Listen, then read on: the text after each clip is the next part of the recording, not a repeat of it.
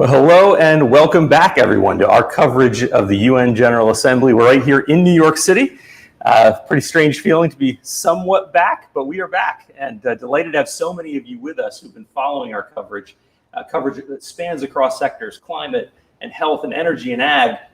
And there's so much to cover at a UN General Assembly. We've been coming to this event for many years, covering at Devex for many years, and I must say, every year the connection between the Sustainable Development Goals and what you hear in the foreign policy, geopolitics, diplomatic stages are coming closer and closer together. We're covering all that for you. We have some fantastic reporters who are here with me in New York City and attending events as much as they are happening in person, and doing what we can to bring the story to all of you. So thank you for being a part of this, those of you who are joining us now for the second day. And I want to welcome, as we start our coverage today, my colleague, Adva Saldinger. Adva is a senior reporter at Devex. You cover all things finance related, and you're the author of Devex Invested. Hi, Raj. Hi. How is UN General Assembly in this somewhat strange year going for you so far? I mean, you say somewhat strange year, and that's right. It's a very different year. Our access is different. There's a lot less that's in person. Mm-hmm.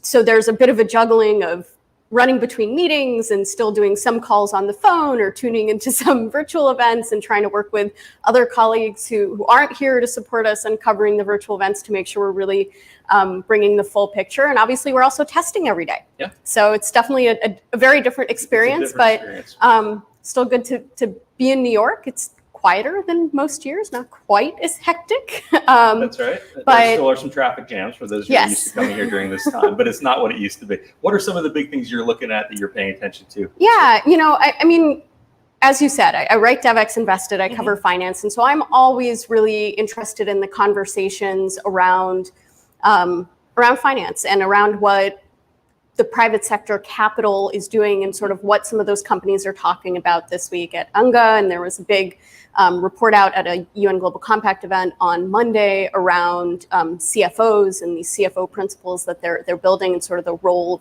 of chief financial operators in looking at the SDGs and really aligning companies. So that's one thing that's quite interesting. And obviously today we're going to be closely following, US President Joe Biden's COVID summit. Right. It is actually closed. It's a pretty small event from what we understand, but we're going to do our best to bring you inside. Yes, a lot of that is coming out. It is a closed event, but we've been getting some good access to this information. And it's an important moment because the world is so far behind on vaccine rollout, really pathetically behind in most of the world. And everyone is looking forward to not only some big high-level commitments, but we will look into the details to see what's really going to happen. I did an interview yesterday under embargo about an announcement related to vaccines, and that story will be online later today. Oh, that's great. That's great. Well, let me mention, because we're about to kick off our coverage here, let me just mention some thanks to the organizations that make all of this coverage possible every year when we come up here to UN General Assembly.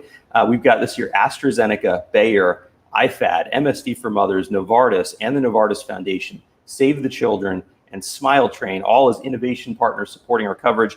And we have an underwriter, which is Rabobank. And I just want to thank all of them, both for the financial support and the expertise and some of the ecosystem events that we partner on. You see on the sidelines of our main news coverage here. It's great to have them as partners. I thank them and welcome them who are joining us from all over the world too. I want to mention to all of you who are on the Zoom, the chat is open and we want to hear from you. So please give us your comments, your thoughts, your questions. Our moderators in these events are checking out those chat boxes. Please be a part of the conversation. If you're joining us on Zoom as well, we have Spanish and French translation. So take advantage of that if you'd like. And maybe we can just talk a little bit what we have coming up today. We've got some conversations about the role of the UN in the whole decolonizing aid movement.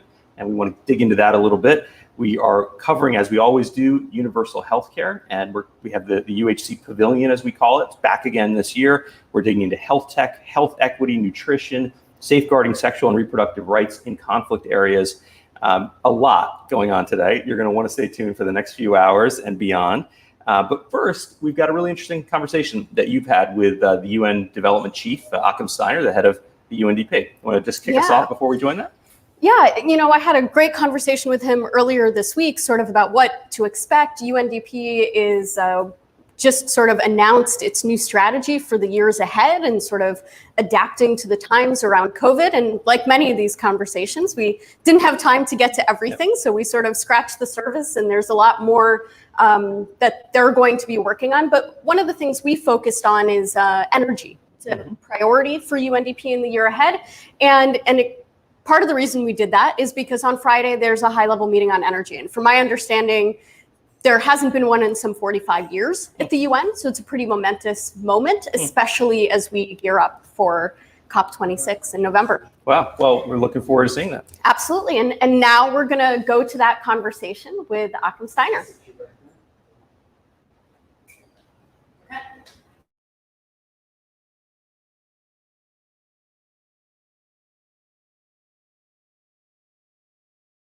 I think we...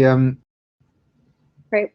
Hello and welcome. It's my pleasure to introduce Achim Steiner, the administrator of the UN Development Program. Achim, it's always a pleasure to speak with you. And while not yet in person, at least we're a little bit closer. We're both in New York. And so I'm really excited to speak to you at the beginning of this very busy week. And I wanted to start by talking to you about the UNDP's new strategic plan. So, the new strategic plan has a lot of pretty lofty targets. You have some ambitious goals, helping 100 million people escape extreme poverty, 500 million people access clean energy, 800 million people participate in elections, and mobilizing about $1 trillion in public and private finance. So diving into some of these issues, let's start with COVID. One of the things we're seeing is increasingly this gulf of inequality is widening. Especially as we look at vaccinations and the economic recovery and the speed at which that's happening. Tell us a little bit more about how UNDP is working towards that. I know you're particularly focused on sort of the economic and social response to the crisis. And what's your message this week on what's needed from COVID? This is a moment when global leaders gather. Do you feel there's been a lack of global leadership on this? How might this week change that? What's your sort of message? Well, first of all, I believe firmly, as I think the Secretary General, our Deputy Secretary, and many member states have also said, coming out of this pandemic, this is an extraordinary moment in time. Therefore, extraordinary measures are also called for. Now, again, you might say that's easily said, yes, but let's also acknowledge, if we simply try to go back to where we were, we will come out worse, even 3 to 5 years after this pandemic, to where we were before. And therefore, I think that underlying sense in many countries, amongst younger people, older people, is that something has to change. And I think we clearly need to, first of all, decide whether we're going to spend a lot of time on debating the targets and indicators and timelines, or whether we're going to refocus on the Sustainable Development Goals as our shared agenda, both as a way of acknowledging the times we live in, but also the ways in which we need to work together across national boundaries, but also across sectoral boundaries. The SDGs are often underestimated in terms of their development design logic, being very much an intersectoral and a systemic approach to the great development, risks and opportunities of our time, but also they are uniquely contemporary because they are a declaration of interdependence. Remember, in 2015, it was Secretary General Ban Ki-moon who then called the SDGs and the 2030 Agenda a declaration of interdependence, the first development agenda that explicitly acknowledged that what happens in wealthier or developed countries is of equal relevance to the future of developing countries and vice versa. So I think coming out of this week, we first of all need to have a commitment to having the SDGs as our common agenda. Secondly, we need an SDG push scenario. This has been very much UNDP's attempt to try and use future scenarios to identify what are areas in which we could significantly enhance investments, given both the stimulus packages, but also the responses to the economic crisis, the social crisis, but also the environmental imperatives to act, climate change being just one of them. And here I think we are convinced, and this is very much the message, that we have had a major setback. There is no two ways about it. But it is not a reason to either be hopeless, as the Secretary General said this morning, or to feel helpless. We need to now make decisions that require us to be far more strategic, courageous. And yes, there I think we have seen over the last year both extraordinary acts of courage and leadership, and extraordinary failures in leadership and lack of courage. So for us as the United Nations, as a place in which countries come together to discuss a way out of this crisis, but also as the development program of the United Nations, we are laser focused on the recovery choices and priorities that countries must now make. And we can obviously discuss further in which areas this will play out. But I think the SDG push idea is very much one that unequivocally states that coming out of this crisis, we need significant investments with the logic that underpin the SDGs. Well, I think we'll get to the challenge of financing some of these issues later, but I wanted to talk to you about one of the key themes this week, which is about energy. You're co-chairing the high-level dialogue on energy, which will take place on Friday. And one of the things I've been sort of thinking about and looking at in this context is, I think, especially in the lead up to COP, we're, talking a lot about climate mitigation, what's needed to sort of get things under control.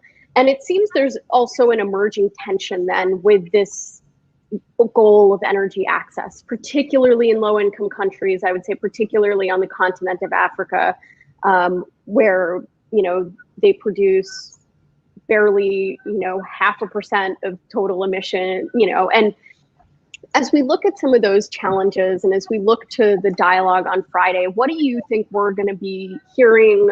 How do you see that debate sort of playing out as we move forward? Look, Adva, I think it's important, first of all, to recognize that it's not an accident, perhaps, that after 40 years is this the first UN real high-level event on energy. This is, I think, a reflection of, first of all, the recognition of how central energy is to what happens to development in general. And secondly, it is also a recognition that the energy sector as a whole, or the energy foundations of our economies, are about to go through the most profound period of change, perhaps, in the last 100 years. In fact, I would argue that we are already in the midst of an energy revolution. Now, what is critical is, however, that we first of all recognize that SDG 7 is about energy. It's about access to energy. It's about the transition to cleaner energy. It's also about energy efficiency. So this is not a summit about climate change, although clearly climate change and the energy transitions in terms of decarbonization are a key driver. And as UNDP, we have from the beginning, together with my co-chair and also the Secretary General, argued very strongly that this should be a summit that is, first of all, taking SDG 7 at its face value, which is these three areas in which, and others indeed, that it prioritized. It's a key foundational piece of a development trajectory for any country. So access to energy combined with access to clean energy might have been a, perhaps difficult set of dual objectives to meet 10, 15 years ago. I would argue very strongly, Adva, that in the year 2021, any national economic planning institution, any advocate for a strategic approach to the future competitiveness of an economy cannot in any seriousness argue that you should invest in a fossil fuel, carbon-intensive energy infrastructure.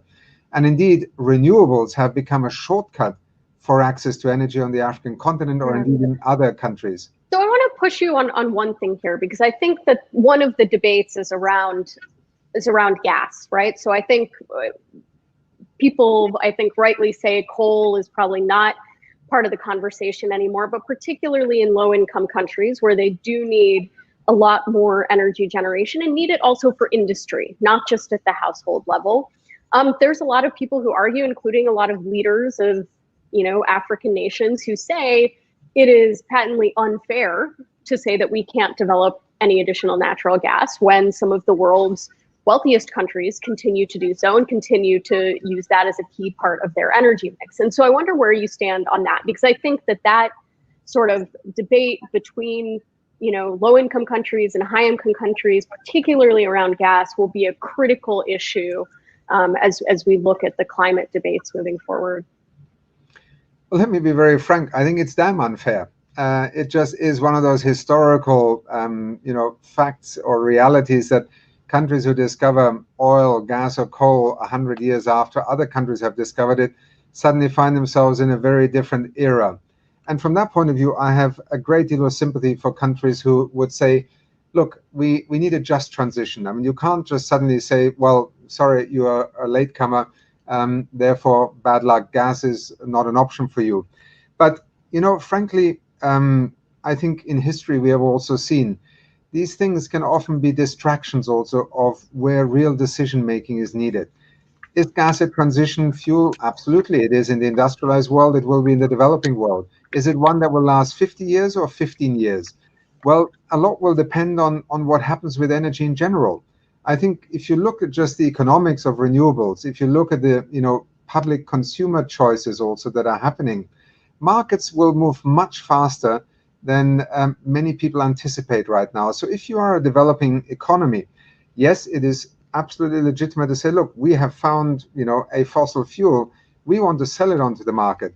First of all, we're not going to stop using oil or gas in the next 5, 10, or 15 years. So are we really disagreeing about what is the most central issue, which I actually think over time will very quickly become much more peripheral? The real question is, how does a country like Nigeria, how does a country like Ethiopia, South Africa, Egypt, think about the future of its energy infrastructure, of its energy matrix, of actually taking advantage of the extraordinary technological revolutions that are happening in terms of renewable energy, first of all, production, secondly, storage, thirdly, economics. And then, energy sector decisions are 20 to 40-year cycle decisions. So any leader who is looking at the future of their energy matrix right now must have an inclination to move towards renewables faster. Otherwise, we're really setting yourselves apart. So I think what we have to recognize is that the direction of the future of energy is clearly in the direction of a decarbonized energy infrastructure. But that's the whole point of just energy. One quick question is, do you think we'll see on Friday, can you preview any sort of specific commitments that we might see along those lines? Give us a sense of what we might expect. Well, I believe the high-level dialogue on energy and also some of the compacts that have been put forward by countries, by companies, by organizations, essentially are showcasing leadership in terms of structural transformation, moving towards a decarbonization goal on the one hand, but also in particular context, access to energy. UNDP put the 500 million people gaining access to energy, clean energy, at the center of its energy offer, or rather sustainable development offer, precisely for the reason that we believe that addressing the access to energy issue is central to developing countries. Making the clean energy revolution work for access to energy is a fundamental building block of a modern competitive economy. So one question on this front, because I think as we look at achieving that future, a key element is financing. And with some of these issues, the cost of storage is still quite high. We're sort of waiting for technologies to scale to bring down those costs. And obviously you have quite ambitious mobilization targets in this new strategic plan. And $1 trillion is a lot of money in a 3-year period. And, sometimes I can be a bit of a cynic. I know we've talked about sort of how markets are changing and how UNDP can sort of play a real catalytic role in trying to facilitate some of that change and activating some of this finance towards the SDGs. But do you think it's actually happening? Is there proof there? We are seeing a growth in ESG and in bonds that are tied to social or environmental issues, but we're not necessarily seeing the evidence that is translating into positive outcomes. So where do you think we stand in this financing piece, and what's UNDP's role in that moving forward? Well, first of all, both personally and now as head of UNDP, I have always considered what happens in the domain of finance as fundamental to what happens in our economies. It's the lifeblood, if you want, in the veins of our economies. So our challenge is, how do we incentivize a financial sector, a financial marketplace to actually invest in technologies, in energy infrastructure or transport infrastructure that is less harmful to our future? And in that sense, UNDP's policy work, first of all, with countries looking at emission standards, looking at their national climate strategies, looking at their energy strategies, is all about trying to achieve a development outcome with the least possible cost in terms of either pollution, environmental destruction, or indeed leaving too many people behind as an outcome. At the end of the day, we are an advisor to development. We are not even an investor in the sense that we lend money or become a shareholder, so to speak, in projects. Our role is to bring best practice, best policy to a national design process where development choices are essentially sovereign choices. But having said that, you see, there are not enough results. I mean, look at the extraordinary story of renewable energy in the last 10 years. I mean, for anybody to say this is not real is to deny a simple fact. And first of all, the cost per kilowatt hour is today almost the most competitive of any energy source in most parts of the world. The amount of money that is both public and privately being invested in renewable energy is growing exponentially. In the middle of this pandemic, we have seen the stimulus packages bring more finance to investing in clean energy than we would have dared to imagine just 18 months ago. So I would say we are, and that is why I said earlier on, in the midst of an energy revolution, in part driven by the climate change imperative to act, but also enabled by essentially, firstly, a technology and cost competitiveness, and secondly, I think just a consumer choice. People don't want to see their money being invested in things that do harm. And energy is the lowest hanging fruit that we have in our world today in terms of being able to accelerate this transition to address the climate change threat, but also to create jobs and create access to energy. So the energy domain, I want to also be careful here, because sometimes we take energy as if it's sort of a goal on its own. It links to poverty reduction, it links to industrialization, it links to, for example, also job creation. That is what is at the heart of UNDP's approach to try to take the Sustainable Development Goals. And if a country says, look, energy has to be a priority for us, then our role is to help, country X or Y design an energy pathway that at the same time deals with issues of inequality, of poverty, but also of development opportunities.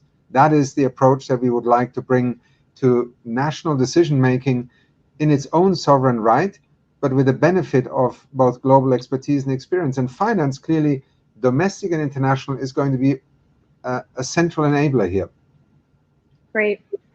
Well, I'm afraid we are out of time, and that's unfortunate, because I could always talk to you for much longer, and I always enjoy our opportunities to chat and getting your perspective on what's going on and what UNDP is doing. So thank you so much for joining me, Achim, and I look forward to the next time we can speak. It's been a pleasure. Thank you very much, Adva. Bye-bye.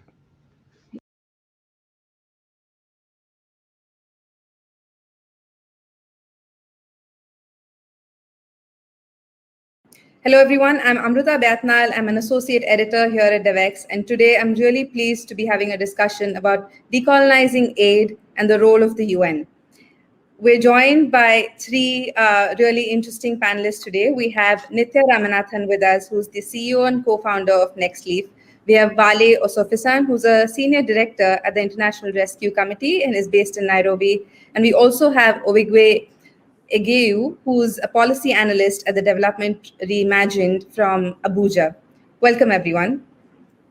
Thanks, all of you, for being here today. I'm very excited to be having this conversation with such a diverse group. And to start off, I'd really like to go to each one of you and talk about what the decolonizing aid debate, which has really picked up over the last year or so, has meant for you personally and in the work that you do. We've seen discussions on decolonizing global health, which obviously comes from what we're experiencing in the pandemic across the globe. But there's also a wider debate about what it really means to decolonizing the aid sector as a whole. And then we can obviously get to, the role that the UN plays, what needs to happen going forward. And I'm really excited to hear all of you. So maybe, Vale, we could start with you and we can go around the panel if that's okay. Yes, happy to go. Thank you, Amrita, for inviting me to join, this panel with Nithya and Ovigwe, to talk about decolonizing aid and to share some reflections on the aid system in general. I think colleagues and friends associated with the aid sector will agree with me that there are two critical events in the last couple of years that has placed this topic front and center of the aid agenda. And the first one is the unfortunate death of George Floyd and the impact of Black Lives Matter movement across the world. And the second is the fact that COVID has exposed some of the myths surrounding international aid, which makes this period the right time to seriously interrogate and deconstruct a lot of the practices in the international aid sector, including the UN, of course. But before I get to that, I'd like to state upfront 3 facts that we know to be true, or at least partially true, and not some form of conspiracy theories. So the first in my view is that we know that a lot of people who work in this sector got into it for altruistic reasons. People are determined and still are well determined to help people and communities in need. The second is that most of the money that is spent on traditional international humanitarian and development aid comes from so-called rich countries in the West. I mean, the usual suspects: the US, the UK, Germany, Sweden, Denmark, France, and so on.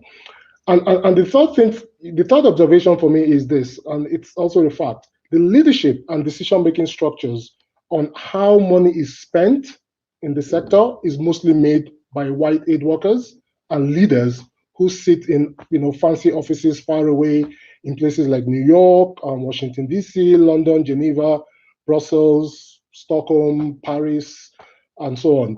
So generally, these are Western capital cities.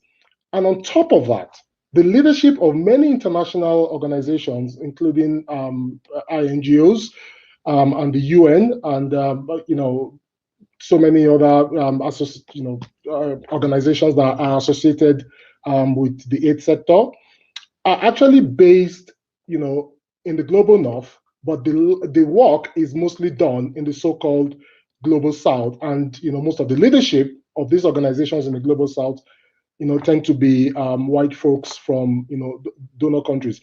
So therefore, when we hear a lot of the recent demands, to decolonize aid, because by its nature the structure is deemed to be colonial. So the COVID pandemic and Black Lives Matter movement has forced the sector to change and to rethink the way it operates. And I think it's safe to say that every donor organization, an INGO, and the UN is seriously looking into this issue, the issues of race, diversity, equality, and inclusion in its leadership structures, and how it designs and staff their programs. I'll stop there for now because there's a lot to share on what my organization, International Rescue Committee, has been doing to respond to this reckoning within the aid sector. I'd love to jump in on that, if that's okay. While I agree with everything that you said, one of the things that comes up for me is it feels like in the mainstream that decolonizing aid is somehow a new conversation, but it's actually been happening for years, just behind closed doors. I myself have personally been in numerous conversations over the last 12 years that I've been in the aid sector, from the beginning, where these conversations around decision-making and power, exactly as Wally was talking about, have been happening. I mean, it's no secret, especially to people on the ground, people in country, to ministries and government decision makers, where the power is. One of the things that we've seen ourselves, and I'll just add to what Wally was saying, rather than try to repeat it all, but one of the things that we've seen is, and as a data-focused organization, of course, we'll have this perspective, but we've seen that too often it starts with ownership of data and knowledge. And when that ownership of that data and knowledge is incorrectly placed outside the country, outside the community, from there, a lot of the power and decision-making and resources just flow from there. And so, to Wally's point, decision-making is so crucial. And right now we have people outside of communities and outside of countries who are making decisions about resources and programmatic priorities in a way that continues to just reinforce the colonial paradigms that we're talking about. One final thing that I'll add to that is we are talking about, when we talk about colonialist extraction of resources, which is part of this kind of repetition of these colonial paradigms. When we see how data is extracted from countries and communities, it very much repeats these kind of colonial extractions of resources. But what's ironic is that unlike things like oil, which are finite resources, where there was natural competition, things like data, knowledge, and learning, it's that much more criminal that these types of resources are being extracted from communities and countries and being held in silos in the West. Not only does it reinforce these colonial paradigms, but it's unnecessarily so. And so we think a lot about who owns the data, who owns the knowledge that's being generated, because from there, if you've got that rightfully owned in country, from there, we believe that the right decision-making and power and resources can flow from there. When we were chatting earlier, you did mention that you've spent around 17 years in the UK and now you're back on the African continent. So I would like to, now talk about this idea of localization, which is also talked about a lot along with decolonizing aid. Do you think, people have finally started to make inroads in this idea of localization? The fact that you have moved is probably one indication of that. But do you see other examples of people like you? So I would, first of all, I have issues with the terminology localization, right? Who framed that word localization? What does it mean, right? We need to define what we're talking about. If it means that, the global, the so-called global north is going to define what localization means, then I have a problem with that, right? But if it means that we are, as someone that works for an international organization, we are consciously aware of the power that we hold within the sector and ensuring that we're just not sharing that power with decision makers on the ground in places that we work, but they are actually at the driver's seat because it's their country, it's their context. They tell us what will work, then we, come and provide that support. It has to be their agenda, not us defining the agenda, from London or from New York or from, Washington, D.C. or Paris, right? They should be defining the agenda, and our role is to support that agenda. Then one thing I will also like, to point out is, there's this mindset in this, aid architecture and aid business that, those from the global north are kind of doing a favor, to people in the global south. I challenge that. We are not doing people a favor. We are providing a service. Even as an INGO, we're being funded, by someone to provide services, in places that we work with. So the accountability obviously has to be to those that are funding us, definitely, because it's their money, but there also has to be accountability, downward accountability to the people we're being asked to provide services to. So localization, who is defining the agenda? For me, it's a very simple principle. Who is defining what needs to be done? Right? It has to be the people at the forefront of the crisis we're responding to.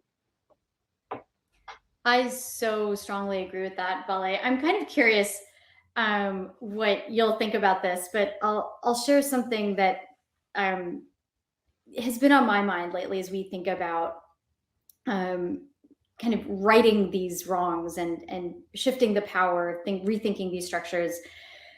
So to Vale's point, that accountability is so important. And one of the lessons that I learned, so as an organization, we also manufacture commodities, we manufacture sensors specifically, and we compete in markets with other private sector companies in the manufacturing of those sensors.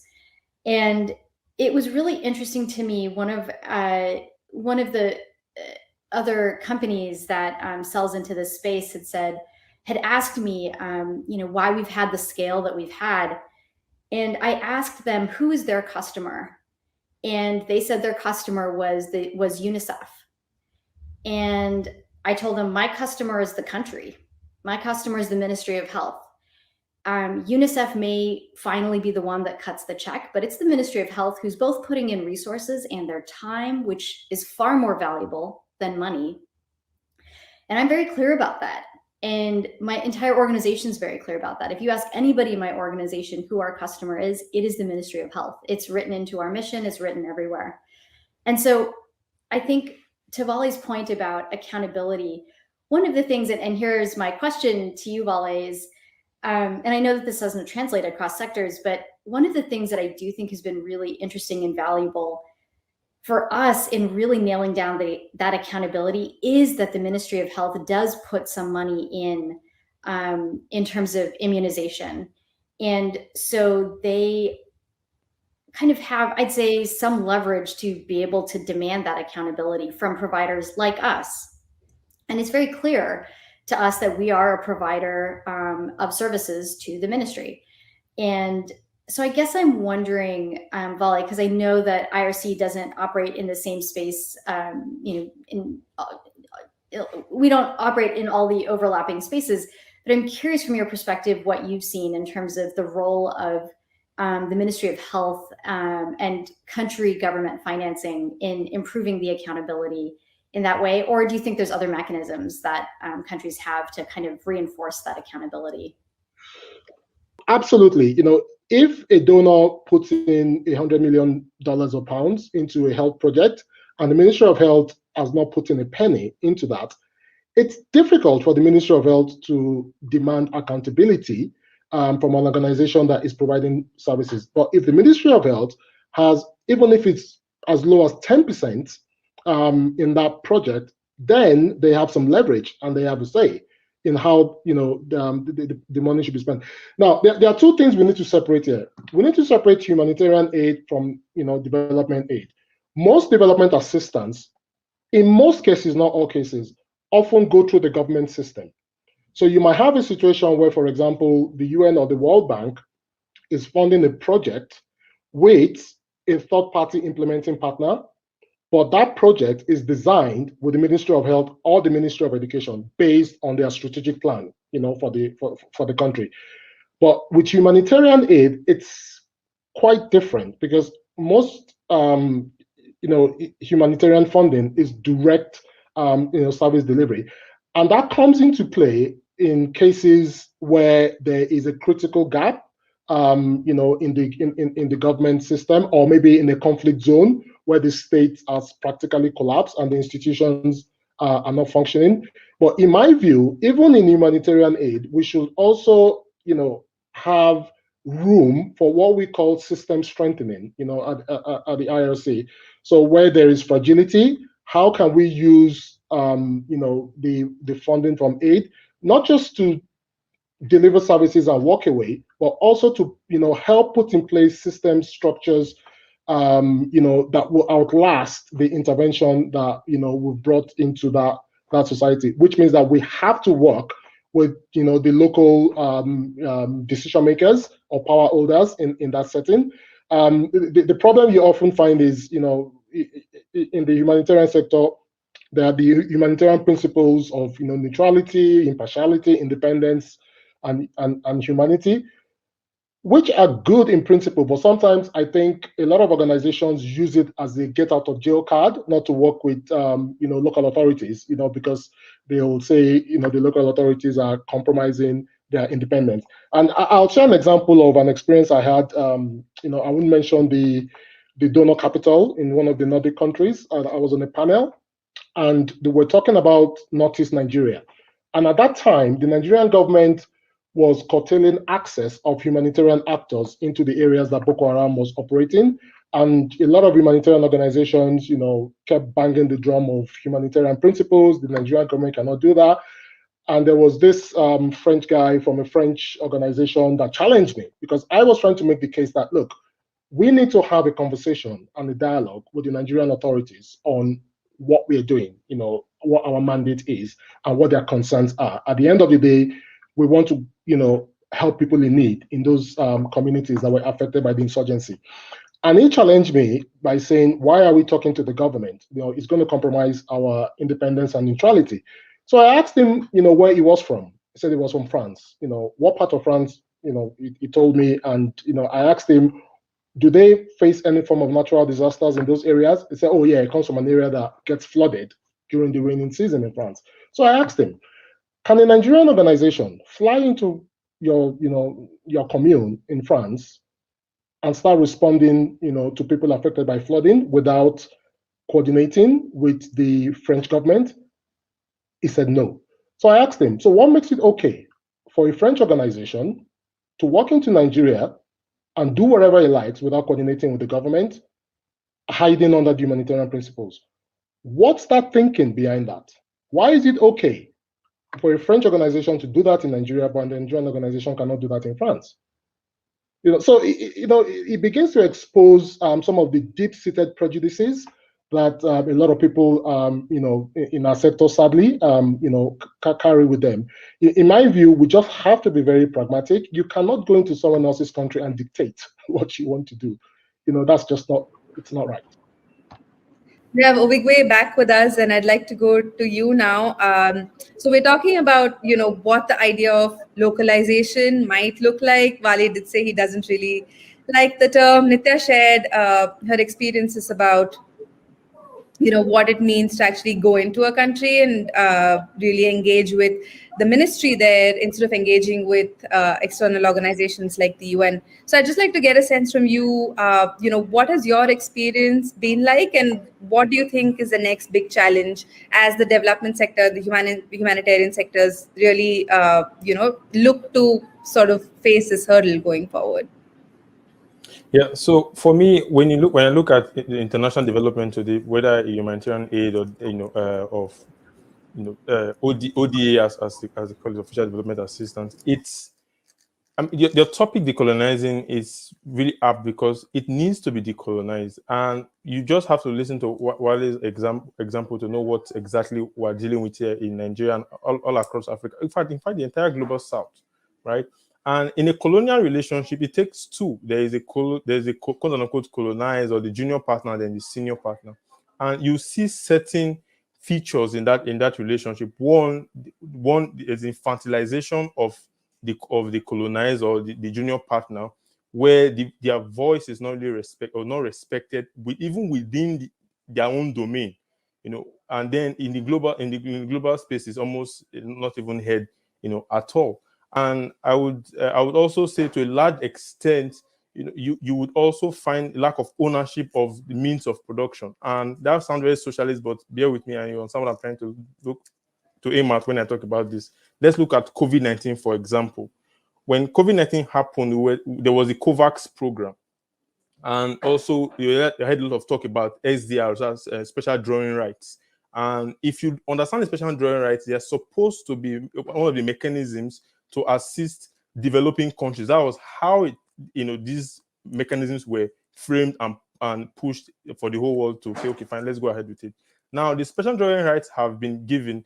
Do you know how many percent came to African countries, or at least the developing countries? For Africa, it was about 4.4%. That is very little. The amount of money we got from special drawing rights is not even enough. It's not even half of what African economies have spent on COVID-19 mitigation, right?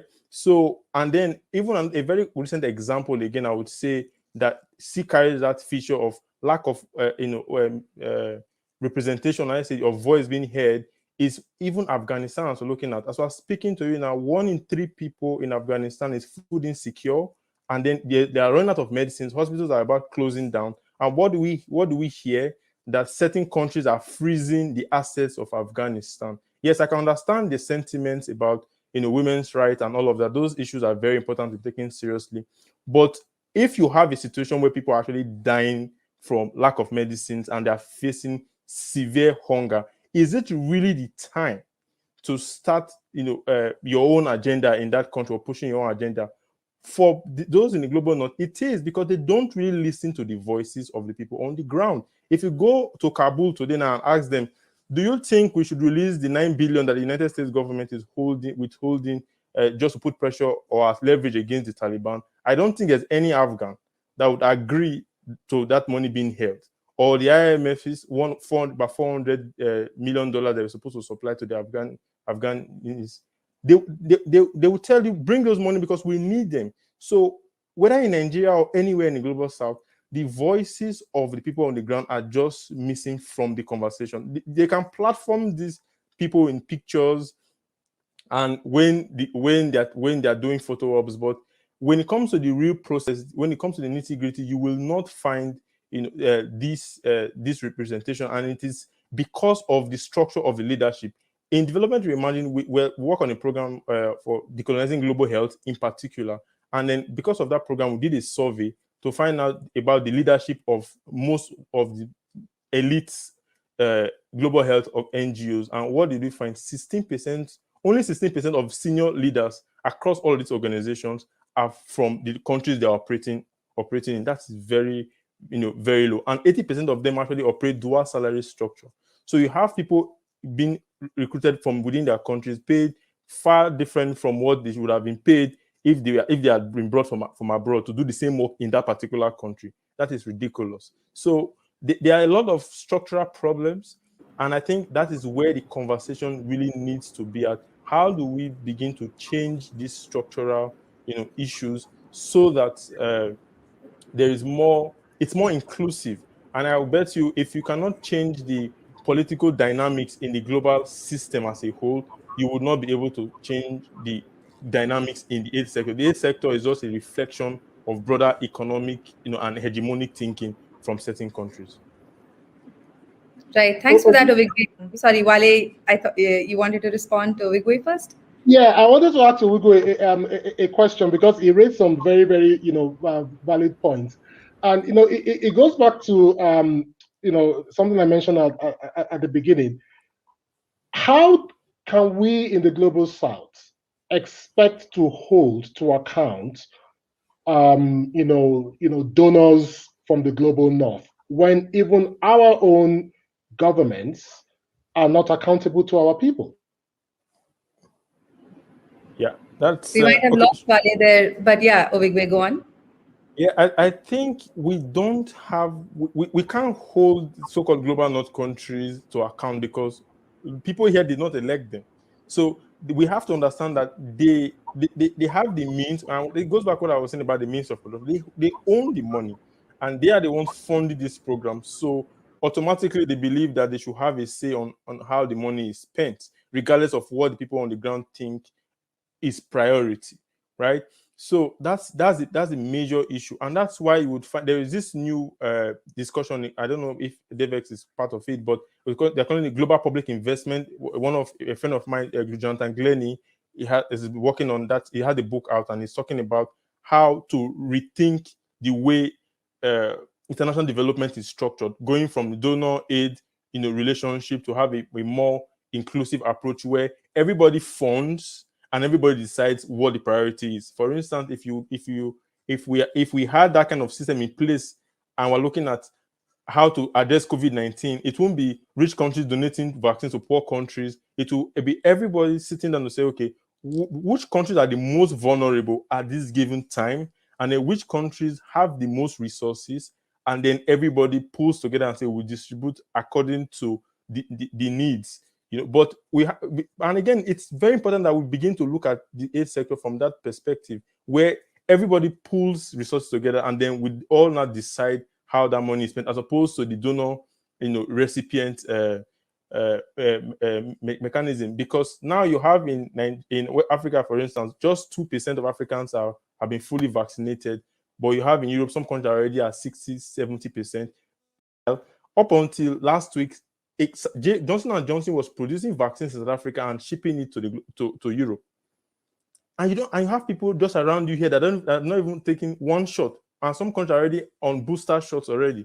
So that's exactly what we experienced during colonialism, where there was no food or nothing here, and then you are shipping it out. India saw the same thing too with during World War II. No food there was a famine in India that was really artificial because food was being sucked out of the country and people were starving. The same thing we're seeing with COVID-19 here.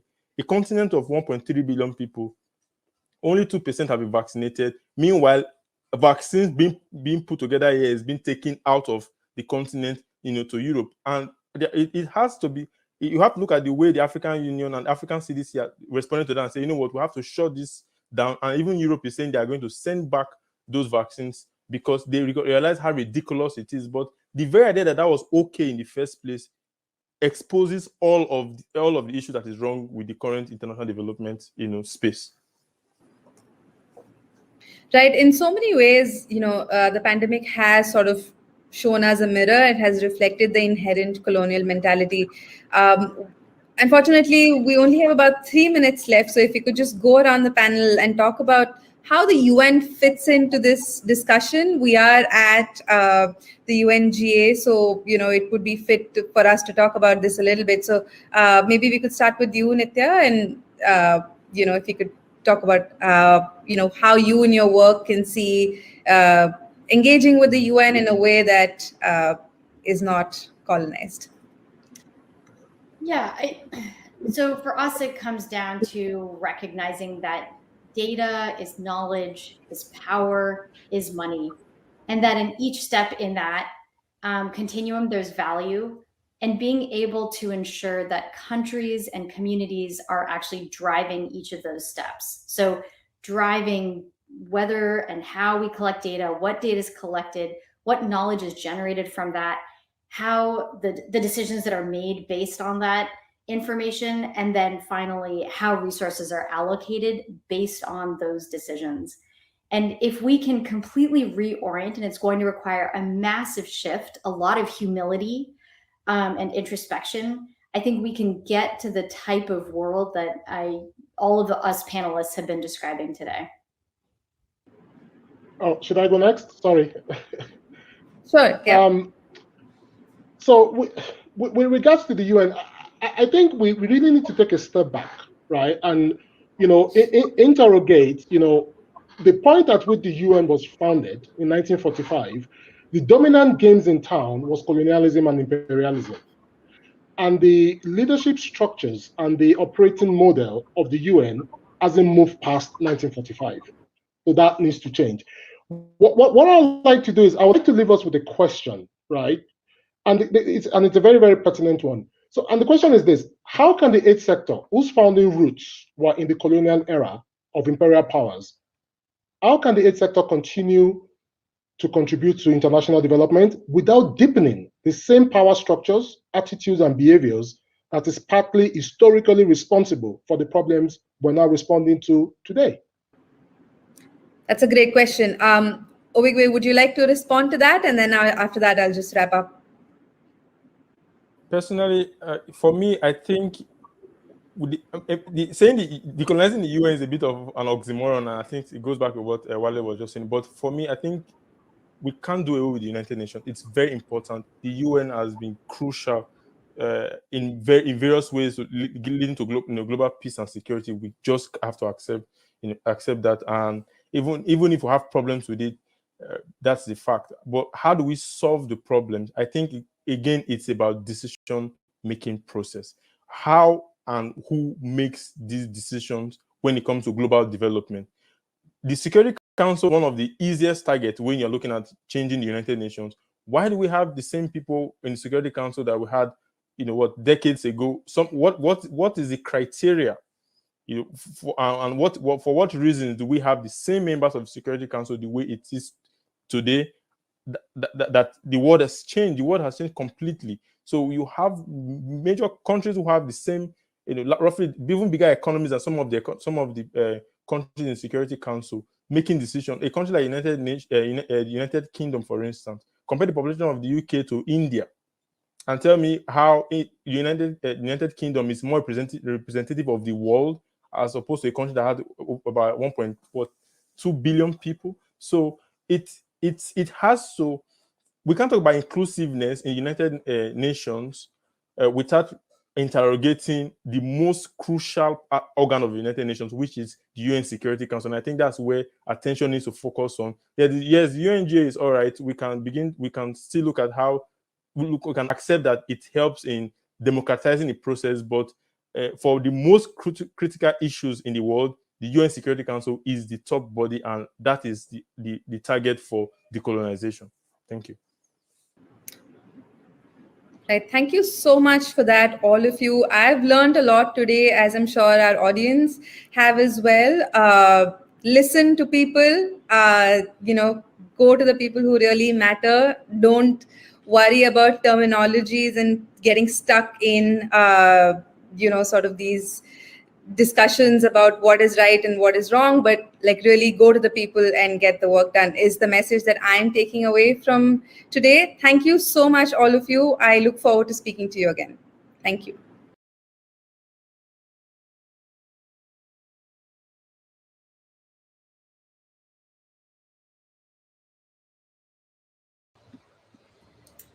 Thank you for joining us for this conversation on healthcare delivery in a world that is increasingly becoming digital first. I'm Catherine Cheney, a senior reporter at Devex, focused on technology and innovation, and I'm thrilled to be joined by experts who can help us tackle a few key topics head on: access, trust, and scale. So I want to begin by acknowledging the issue of access, which I'm sure will come up in this panel.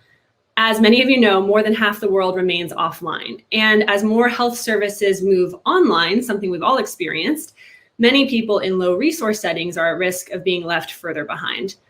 Second, and here's what I expect will really be the focus of today's conversation, there's the issue of trust.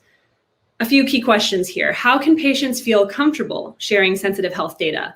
How can companies reassure government partners they're there to stay? And how can governments seize the benefits of digital health technology while also ensuring that the proper safeguards are in place? Third, there's the issue of scale, which always comes up in conversations around digital health technology. We often hear about the need to move past digital health pilots. So what have we learned about what this really takes? And is there any real change we can expect here? Joining me to discuss these issues, I'd love to welcome Dr. Henry Mwanyika, Regional Director of the Center of Digital Excellence at PATH, Maz Siddiqui, Head of Strategic Innovation and Partnerships for Gavi, the Vaccine Alliance, and Dr. Mandeep Dhaliwal, Director of UNDP's HIV Health and Development Group. Thank you all so much for joining us. So I mentioned that I really want to focus on trust. Trust seems to always come up as a topic of conversation in any panel I tune into on digital health. And today I really hope we can emerge with some actionable insights when it comes to trust in digital health. So Maz, I'd love to start with you. We've spoken many times over the years. I know that Gavi works with a number of digital health innovators, and that you've really tried to lay the groundwork with some of these companies in a way that set them up for success over the course of the COVID-19 pandemic. I'd love for you to share a specific example you're excited about and expand on how trust is central to that digital health startups model. Thanks, Catherine, and nice to be on the panel and with my colleagues as well. It's a great question, and I think what we're seeing here is probably just a real acceleration of key topics that we've been discussing over a number of years, and COVID has been the COVID pandemic has put that onto real sort of stark contrast. Before I go into a specific example, I think one thing to note is that there are probably a number of different priorities that are now emerging. And central to the idea of trust is really, firstly, is there trust that this is the right priority? And I think when you start looking at digital health and being able to understand the range of priorities, it's important that you pick on those areas that really can be solved for a problem in the here and now, but also look into the future. So for Gavi, we work on a range of priorities and work with our country partners to look at a number of challenges that they face. And one area that comes up quite a lot is around fragmentation of data. Often, and I think this is probably a notion that is being quickly dispelled, that there is often an absence of data in the countries that we serve. Often, and in many cases, it's the converse.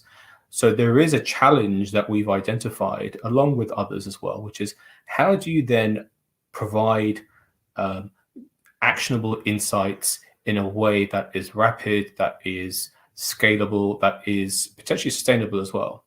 And this idea and this notion that bringing forward integration of different data services and sources of data in a consolidated fashion is something that is benefiting Gavi and countries right now. I should say countries first and Gavi second.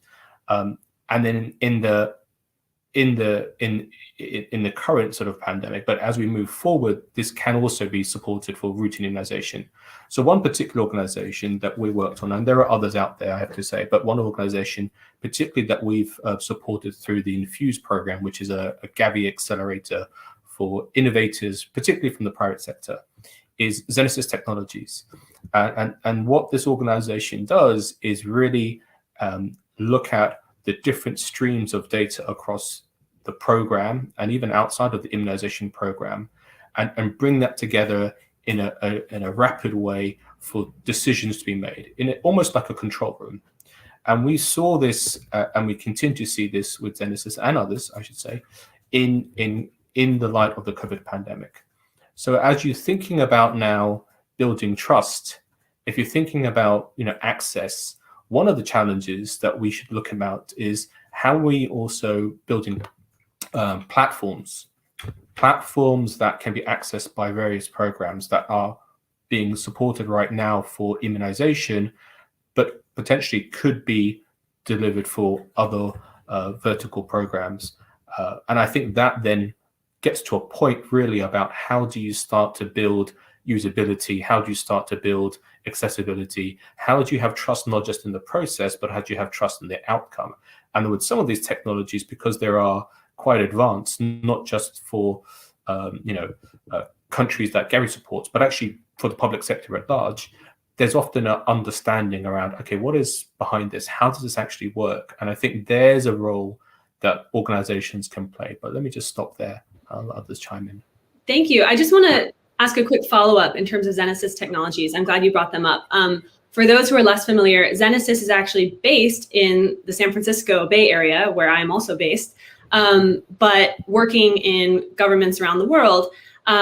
And trust is definitely key to their success. You mentioned this control room environment. It's worth noting, for example, that Genesis doesn't come into a country and brand their technology as Genesis Technologies. It is branded as that government's tool. It just happens to be powered by Genesis. And I think that's an example of how they approach this issue of trust.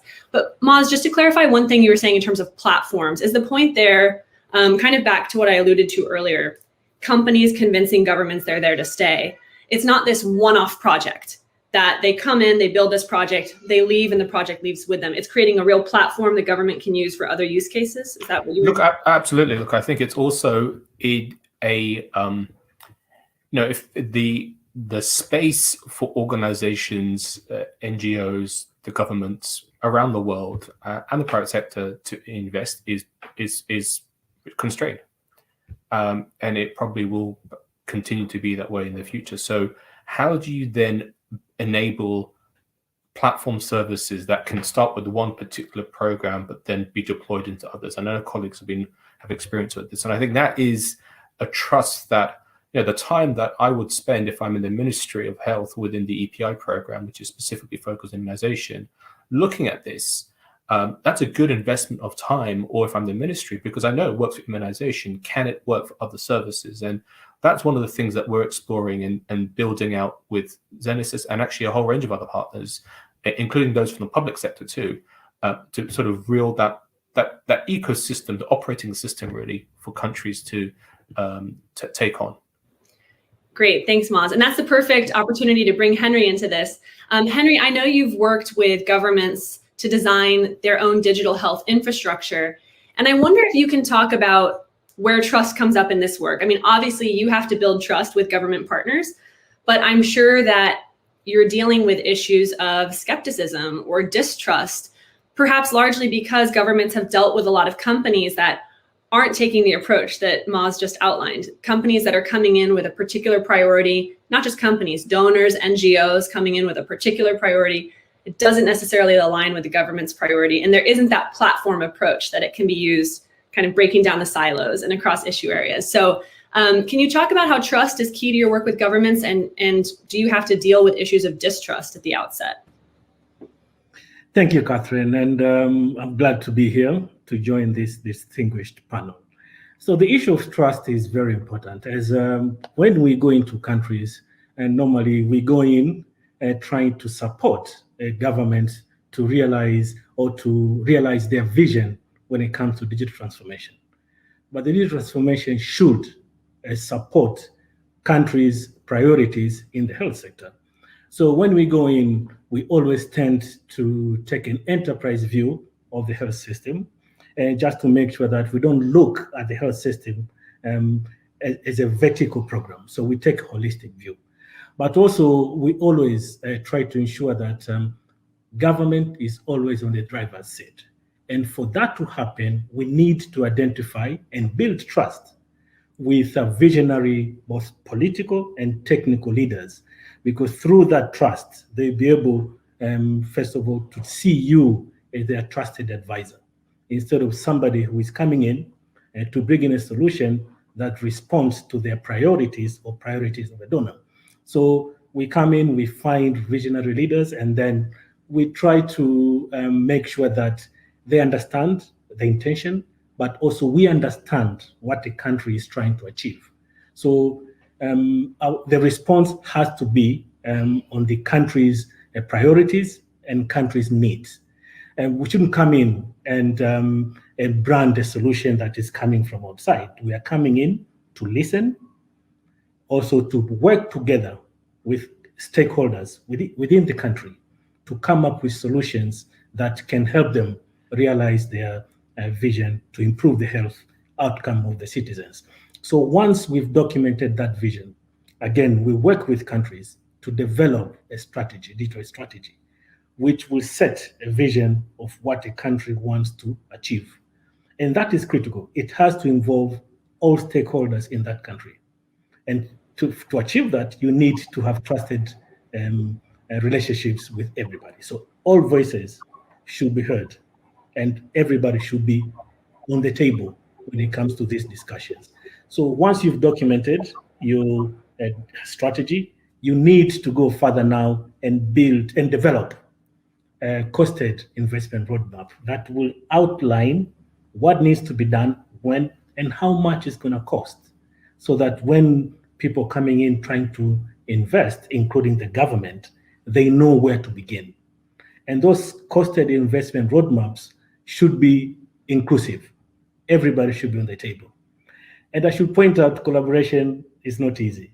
It requires trust, patience, and a common vision, so that we know what we are trying to achieve together, not as individuals or individual organizations. So once we do that, then we have to come together and say, how do all these systems that we are envisioning will come together? And then once they come together, how they can exchange data in a trusted way. So that's what I can start with right now. Henry, I want to pick up on one thing you said. You talked about finding visionary leaders, and that often comes up in conversations about digital health transformation. I've also heard it described as champions. It's critical to find champions within health ministries, for example. But I wonder if you can provide a specific example of how these visionary leaders you mentioned, or champions within government, have seized the opportunity, but also managed some of the risks of digital health over the course of COVID-19 specifically. I mean, I'm sure you've had your work cut out for you in the work that you do over the course of the pandemic. Digital health has, we've really seen some fast tracking of innovation, but governments also have to tread carefully, because this is, first of all, access is an issue, as we mentioned earlier, scale is an issue, but critically trust. There's some really sensitive data at stake here. So can you give me a specific example of a leader you've worked with, or a visionary within a particular government that you think has navigated the pandemic well in terms of maximizing the benefits, minimizing the risks of digital health technology? Yeah, thank you, Catherine. That's a great question. So I worked with leaders who in Africa who specifically identified the problem when it comes to data for them to be able to control the epidemic. So they needed to have credible data that is representative without any inequities, representative of their countries. So they had a challenge that they don't have reliable data for them to be able to make evidence-based decisions. So they came in with a need, and that need was not technological, but it was a need for them to be able to do better when it comes to strengthening the health system. So they had a vision. We want credible data. So we came in, we had to listen, we had to understand what they're going on, we had to understand the environment in which they work. And then once we did understand that, we had also to understand who else is working in that environment. Because, as I said before, trust is important. Now, you have a vision, you have people who are coming together. Now, how do we move from this theory that we need a solution to something that is practical? We have to work together with people from all levels of the health system. Yeah. And that country came to realize that vision. So we had a reliable data that was trustworthy, we had systems that can scale, and we had governance structures that put in place mechanisms to be able to maintain data privacy and reduce data misuse while promoting increased access to potential benefits that technology can bring. Thanks, Henry. Mandeep, I want to bring you into this. So in trying to figure out which voices to bring together for this panel, I came across a piece that you wrote on the promises and perils of digital health, which is, of course, what we're tackling today with trust at the center. And you said, digital health tools must be accompanied by laws and policies that protect the privacy and dignity of patients, particularly those who risk further stigmatization and discrimination. So I'd love for you to bring your perspective to this conversation on trust in digital health when it comes to the populations you're focused on. And can you expand on what a rights-based framework for digital health should take into account?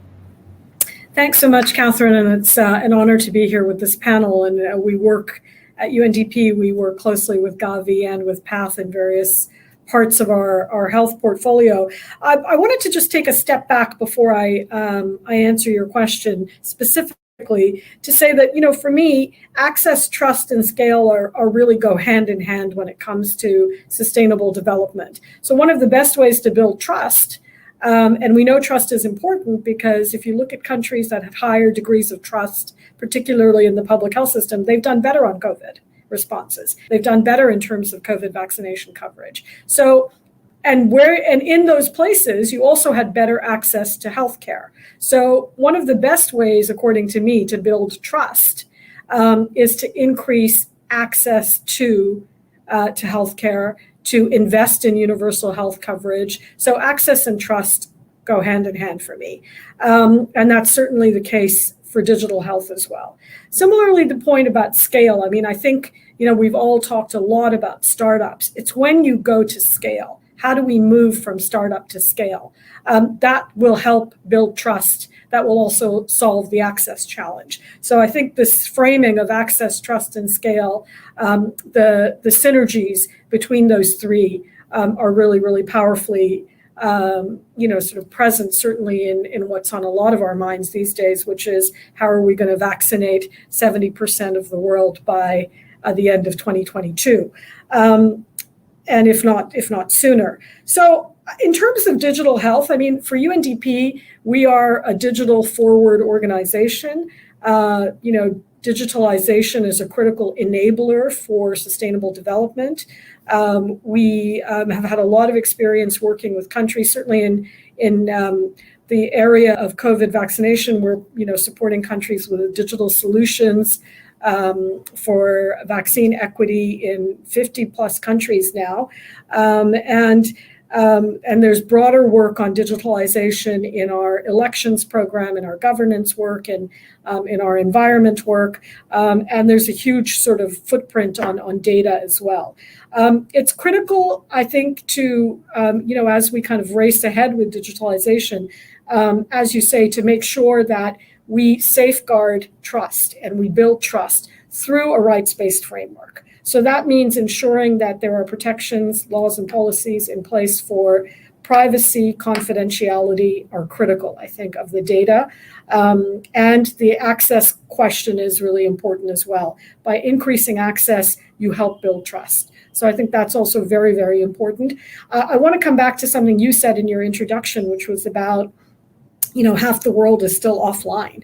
And let's be real, the majority of that is women. So without deliberate direction to ensure that our digital health efforts redress that inequality, we will end up by creating and really kind of deepening the existing inequalities. So I think closing the digital divide, really prioritizing those populations that are already being left behind in the digital space, people who don't have access, that's how we can build trust, and that's how we can increase access and go to scale. So I think the deliberate effort to include those who are left behind, and I think the 2030 Agenda for Sustainable Development puts it beautifully, reach those furthest behind first. So closing the digital divide, and then really looking at how do we, in law and policy, really ensure that we are protecting privacy, protecting confidentiality, and that we have the governance framework that Henry talked about. And you need a multi-stakeholder governance framework. It can't just be the Ministry of Health. You also need, the IT, you need the law ministry, you need a multi-sectoral governance framework to ensure that we've got the kind of digital solutions that can go to scale, increase access, and hopefully really strengthen the trust that we so need. So I'll stop there, but great question. I see Henry and Maz want to jump in, and I want to bring you in here in just 1 second, but really quickly, so hold that thought, Henry and Maz, because I do want to ask Mandeep this question. In terms of grounding this in an example, when you talk about stakes, so this is more, the work that you're doing in the realm of HIV/AIDS. Yeah. So we talk about sharing sensitive data that could be leaked or could end up in the wrong hands. Can you talk about, and when we talk about serving the most vulnerable, what are some of the stakes here in terms of sensitive data and trust and digital health technology in the realm of HIV/AIDS in particular? Because I think that's a great. No, I think it's great, and I'm always very happy to talk about HIV these days because I feel like all we do is talk about COVID. So, in the context of HIV, if you're working with the most marginalized populations, you're working with criminalized populations. You're working with sex workers, people who use drugs, transgender people, gay men. And in many countries, these populations are either criminalized per se or treated as criminals. And so, on the one hand, you have this great sort of desire to reach them safely, provide safe spaces for them to access information, and we use digital tools for that. But on the other hand, if that information is leaked, you could actually potentially be seriously jeopardizing the health and security of these populations and really undermine your overall program and undermine overall access. So I think it's very, very important to ensure that whatever digital tools that you're using, especially with marginalized populations, that the data is held securely. And I think just to remind everybody, governments, I often hear about governments saying, oh, we own the data. But actually, it's individuals who own the data. And I think that's very important to remember. Governments serve citizens, individuals. Individuals own the data. And individuals must trust that government or service provider, public, private, will be treating their data with the utmost confidentiality and respect. So I think in the context of criminalized populations, it's even more important to be able to assure the data protection and the security of the information that's provided if we want to retain the trust for populations. Yeah. Absolutely. Thank you. I did want to just zoom in on that because I think it helps ground us in an example in terms of the promise and the parables. So Maz and Henry, unmute and join in. I know you wanted to jump in. I guess we'll go to Henry first, okay? Yeah, thanks, Catherine. I just want, Mandeep mentioned something very important. For the governance structures, that is where we can build trust across the board in countries. I'll give an example of Tanzania. We had a governance structure that made decisions about the future of digital health solutions in the country. That governance structure was led by the top civil servant of the health sector. That is the permanent secretary. And it involves all partners who have stake in Tanzania. They worked together, not only to identify challenges, but also to share successes that are going on in the country. Through that, it created an enabling environment for scale, because now a lot of challenges, a lot of discussions were done at that level. But on the other side, also sustainability and ownership. So through trusted partnership, you can achieve scale, but also you can build ownership of the government when it comes to digital health solutions that are being put in place. Great point. Go ahead, Maz. Yeah, no, I was going to jump into that. Mandeep, you made a really interesting point, which is looking at the whole of government rather than looking at, obviously you have to start with this particular focus area, but what we're talking about is a digital transformation, and often, we are looking at health within the context of this conversation. But these are digital transformations that are affecting society, that are affecting economics. Exactly. They're affecting, populations, and the speed and scale that is happening globally is unprecedented. Actually, it's just accelerated, I would think. And in across the Africa, Asia continent, there's actually a lot of advances that are happening more so than in the high income countries. And I think there is an opportunity there to really learn from how these countries are looking at these questions and then building those principles around governance and privacy around that. But it should be more than just focusing on health. You have to build that with a vertical, and then you have to move across the transversal, because these are systems that will, if useful and if scalable, like I said, in this idea of a platform, can be potentially used for other approaches. And I think this is where, as a lead, from a leadership perspective, to what champions, I think you have to have individuals and institutions who can see the potential about how this could apply to agriculture, for example, into nutrition. And I think there's a huge shift there. The second point is, and this is specific on where we are right now, and I mentioned at the top, COVID is dominating a lot of programmatic priorities. Even if you're outside of health, the impact what's happening of COVID is knocking on immunization systems, but also other areas. But we have in Gavi, we have this organizing principle for our 5 years called the Zero Dose Agenda, which is if we can support and target the focus of our efforts and country efforts towards those communities who are not necessarily hit by any other, have not been touched by immunization services at all, can they also be a platform for education? Can it also be a platform for poverty alleviation as well? And I think there's a huge way for organizations to also think about this within that broader context. And because it comes to your point, Mandeep, which is you have to start with those organizations. When you start to zoom in at a country, globally, we seem to be doing, okay, we were.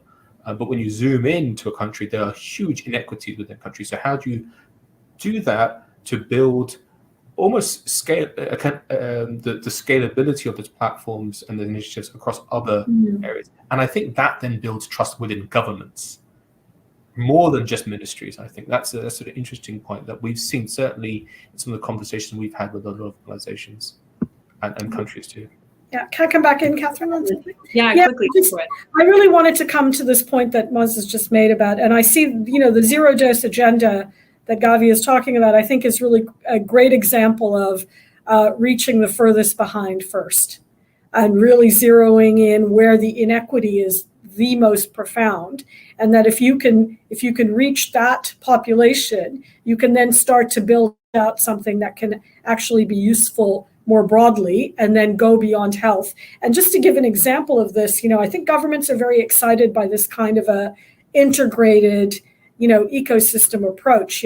As part of our offer on vaccine equity, we're working with countries on hyperlocal data analytics. So really going down to the last square kilometer to see where, we need to get vaccination out as part of the national deployment and vaccination plans, which are being led by WHO and UNICEF. UNDP's talking to governments about how can you use hyperlocal analytics to really make sure that we're reaching those left furthest behind.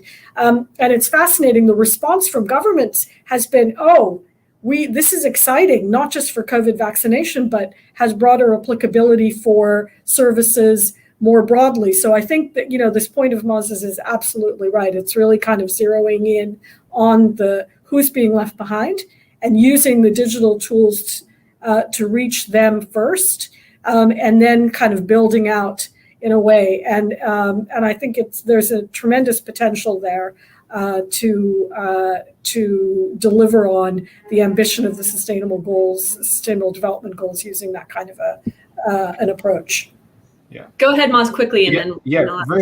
I think one of the keys, though, when we talked about trust and access, and we've, in the time that we have allocated, and scale, programmatic scale, sustainability as well. We also have to talk about financing, and financing for that solution, financing for governments, and particularly where I sit, which is working with organizations that are non-state actors, which can be for-profits and non-profits, I think the financing structures need to be defined in order to enable those organizations to come towards the program area, but also most importantly, to make sure countries have access to the best tools available to them. Yes. And I think that's the ultimate point here, which is not we have to make sure these things work for the for-profits, which is equal, but how do you diversify the tools that these countries have, and our role in the space where we occupy as stewards of that vision. I think that's an important piece that we probably won't have time to get into today, but I think it's important to mention. I know there's so much I wish we had more time to get into today, but I just want to thank you all so much for sharing your time and insights. And one thing that really stuck with me is what Mandeep mentioned, that access, trust, and scale go hand in hand, absolutely. And I'm glad that we really focused this conversation on trust versus it being an afterthought, like digital health technology moves at the speed of trust, and trust is essential. But then how do you build that trust, and how you've done that in each of your roles? So really looking forward to following your work in a busy year ahead with lots of uncertainty, lots of possibility, potential for promise as well as peril, as Mandeep outlined in a recent piece. Thank you for your work, and again for your time today. Thank you very much. Thanks, Catherine. Thank you. Thank you. Thank you all.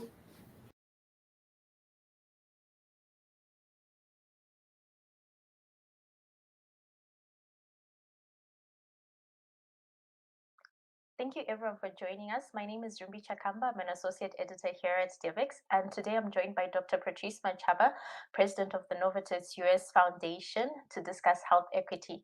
Dr. Machaba, thanks so much for joining me. Thanks for inviting me, Rumbi. It's a pleasure to join you guys at Devex.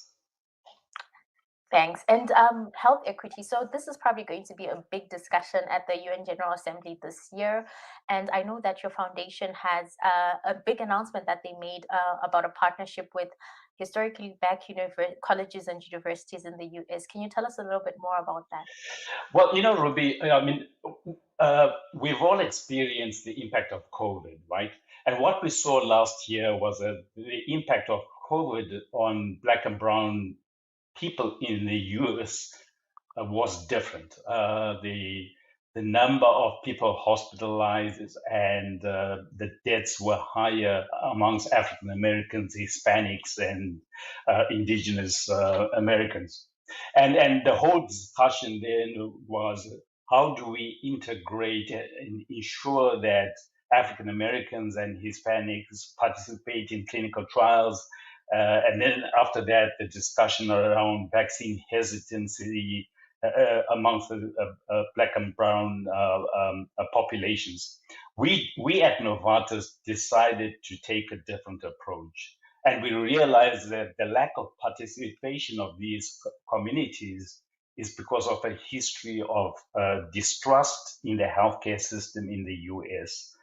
A lot of people might not know this, but there were the Tuskegee experiments done by the US government on African American males with syphilis and untreated them. There was the Henrietta Lacks, where they took cells from an African American lady, used them for scientific experiments without telling the lady. So it's not a surprise then that black and brown people do not trust the healthcare system, and that's why there's a lack of participation in the clinical trial process.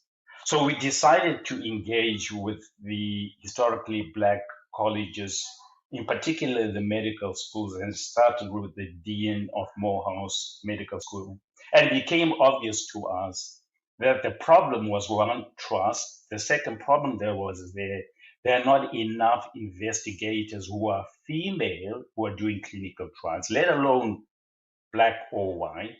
There were not enough investigators who are black or Hispanic who are doing clinical trials. So without the investigators, we can't cross the trust barrier. And then we also realized that the problem is that not a lot of the kids who grow up in the inner city who are black and brown go on to study STEM or science and education and research and development. So we decided to put a comprehensive program together that is holistic and runs over 10 years so we can make a significant impact. Now, that program itself will cover the educational components from middle school to high school, and I'll tell you about the partnerships. 27 historically Black colleges and universities. We also partnered with the Thurgood Marshall College Fund, and we also partnered with Coursera, and I'll tell you why. And we also partnered with the National Medical Association that represents 30,000 African American doctors to do something really fundamentally transformative around health equity. So that's the beginning of the program itself, and we can discuss specific components of that, and also how we're looking at health equity in the inner cities. So this is really about undoing years of inequity. And yes, please go ahead. You're so correct, Rumi. I mean, our realization was that this is health disparities and inequity that's been there for the last 200 years. Basically, it's institutionalized racism and disparity in healthcare, in education, in housing, in opportunities that has resulted in where we are. And unfortunately, it took the murder of George Floyd, the outpouring of support of millennials of all races to say enough is enough and that we need to correct this. So this partnership, you spoke about the partners that you're working with, a number of Black colleges and university, historically Black colleges and university that you mentioned there. And this partnership is a community-based partnership. And I've noticed that you're using this approach across a lot of programs. Why is this community-based approach so important? And in what other areas are you using it?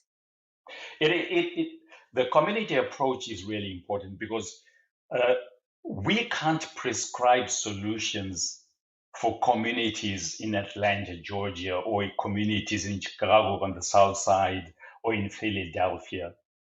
You have to co-create it with the communities. And in particular in the US, people have tight-knit communities. They trust their churches, they trust their Congress people. So you have to work with them, and they trust their universities. I had a fascinating discussion with the Dean of Morehouse Medical School, Dr. Montgomery Rice.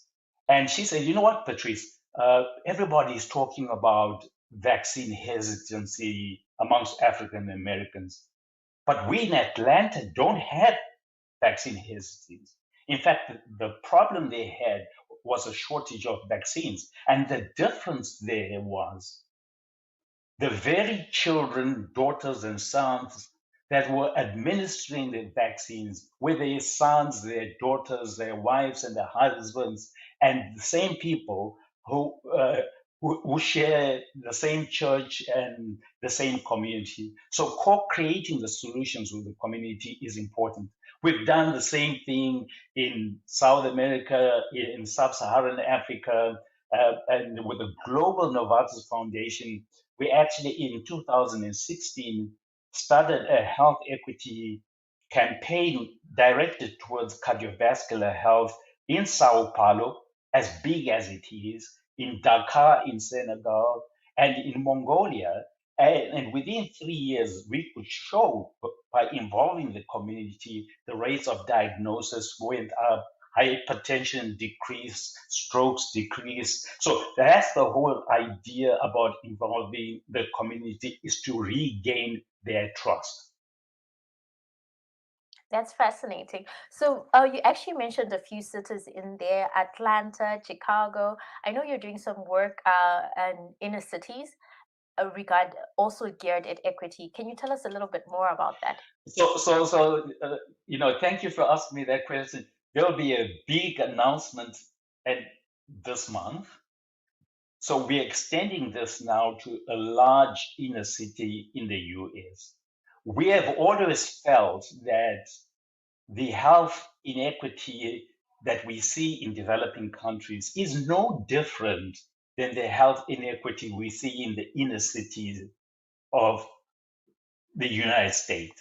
So we will be announcing a partnership there with one of the cities, trying to look at collecting data, clinical, social, work data, age-related data by zip code, using that big data and creating a CV risk indicator to try and decrease the strokes and the heart attacks, which are 3 times higher in some of the cities for African Americans and Hispanics. So hold on to that.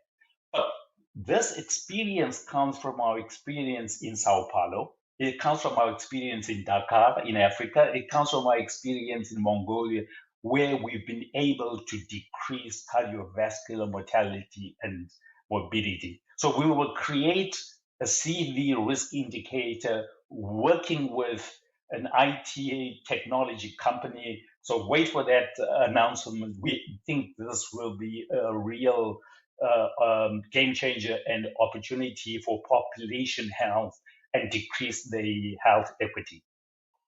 No, we'll definitely wait for that announcement. Although we don't mind getting the scoop, you can just let us know right now. As soon as we're ready to make the announcement, we'll reach out to you so you can get that scoop, because it's going to be important, right? That whatever we learned in big cities in the US, just like we learned that in Sao Paulo and Dakar, can be applied to other big cities around the world. Because of big data, you can rearrange healthcare systems, retrain people, and so on. And something really interesting, actually, which you may have seen last week, Rumi, we made an announcement with the UK National Health Service, because we have a new drug which is registered now in the UK to lower cholesterol, and it's an injection once every 6 months, and it drops the cholesterol level down by more than 50%. Now you can imagine that for people who live in inner cities where they don't have access to doctors and nurses, if we could organize an injection once every 6 months closer to home or at home and decrease their risks of myocardial infarcts and strokes, that would make a big difference. So that's our view on population health also. Yeah, definitely. I did catch that, and that seems like it could be quite a game changer, like you said. But one other thing I noticed as you're speaking is that a lot of these programs have got a component of IT and tech to it. How are you guys leveraging technology to ensure that you are able to achieve all these things? I fundamentally, and we at Novartis and our Novartis Global Foundation has partnered with Microsoft in the Broadband Commission, for the last 3 or 4 years. We believe that technology and AI is a game changer, and it will allow low-income communities to actually leapfrog communities that established with brick and mortar and fixed rules. So, for example, one of the things we've done in sub-Saharan Africa, we worked with a company called Butterfly, and literally they make an ultrasound scan the size of an iPhone, and it can scan to tell whether a patient is pregnant or has twins. It can scan the heart and tell you whether the heart is functioning normally. And we took these ultrasound scans and we've put them into rural clinics. And you can imagine now the nurses and doctors in the rural clinic are scanning the mothers and the babies. They don't have to go into the cities. That data goes into the cloud. It tells them whether the heart is normal, whether the kidneys are normal, etc. We've done other work, as you know, in Rwanda and in Ghana, where we worked with a really innovative company called Zipline, which is a drone company. and they deliver medicines and vaccines to the last mile clinic. So in Rwanda and Ghana, people don't know this. The largest drone delivery system for medicines is in the world are actually in Ghana and Rwanda. So technology is a huge enabler, and now we'll add AI and machine learning to it. Fascinating. And final question, because we're coming to the end of our conversation, unfortunately. So a big discussion this year was vaccine equity amongst low and middle income countries, really not having any access whatsoever. And we've talked about equity in cities, but how can we extend this globally, and how can we make sure that LMICs are not left behind? Rumi, this is an important question. There's no question about that. We ourselves as Novartis, because we have a very strong presence in Sub-Saharan Africa, in South America, and Asia. In particular, we engaged with the African Union. We engaged with the African CDC. You may know that the President Cyril Ramaphosa and the 10 presidents appointed a COVID commissioner that we worked with to ensure that there's vaccine equity. But that's not enough, right? What really needs to happen is that we need to develop our own research and development capabilities in Africa, in South America, and in Asia. And you will hear that conversation going on. We at Novartis will be extremely supportive. And in fact, I think you know who that COVID AU commissioner was. He's the owner of Econet. He's a really good friend and a really benevolent, trusted. He cares for people, and but we need to develop our own capabilities to research and manufacture vaccines going forward. Thank you so much. On that note, we're going to end our conversation here. Thank you so much for joining me, Dr. Machaba. This has been a fascinating conversation, and we look forward to speaking to you more and watching the work that you're doing. Thank you, Ruby, and thank you, Devex, for keeping this health equity discussion topical. It's the responsibility of our times to do so. So thank you.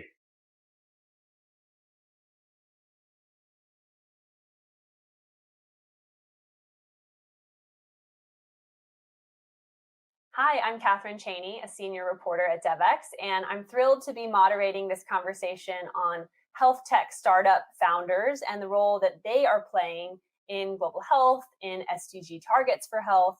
And joining me today, we have Adebayo Alonge. He's co-founder and CEO of RxAll, which has a proprietary AI platform to address drug counterfeiting. And Daisy Isiaho, co-founder and chief product officer for Zuri Health, which is a mobile health service that serves as a virtual health assistant to its users. Thank you both so much for taking the time to join us.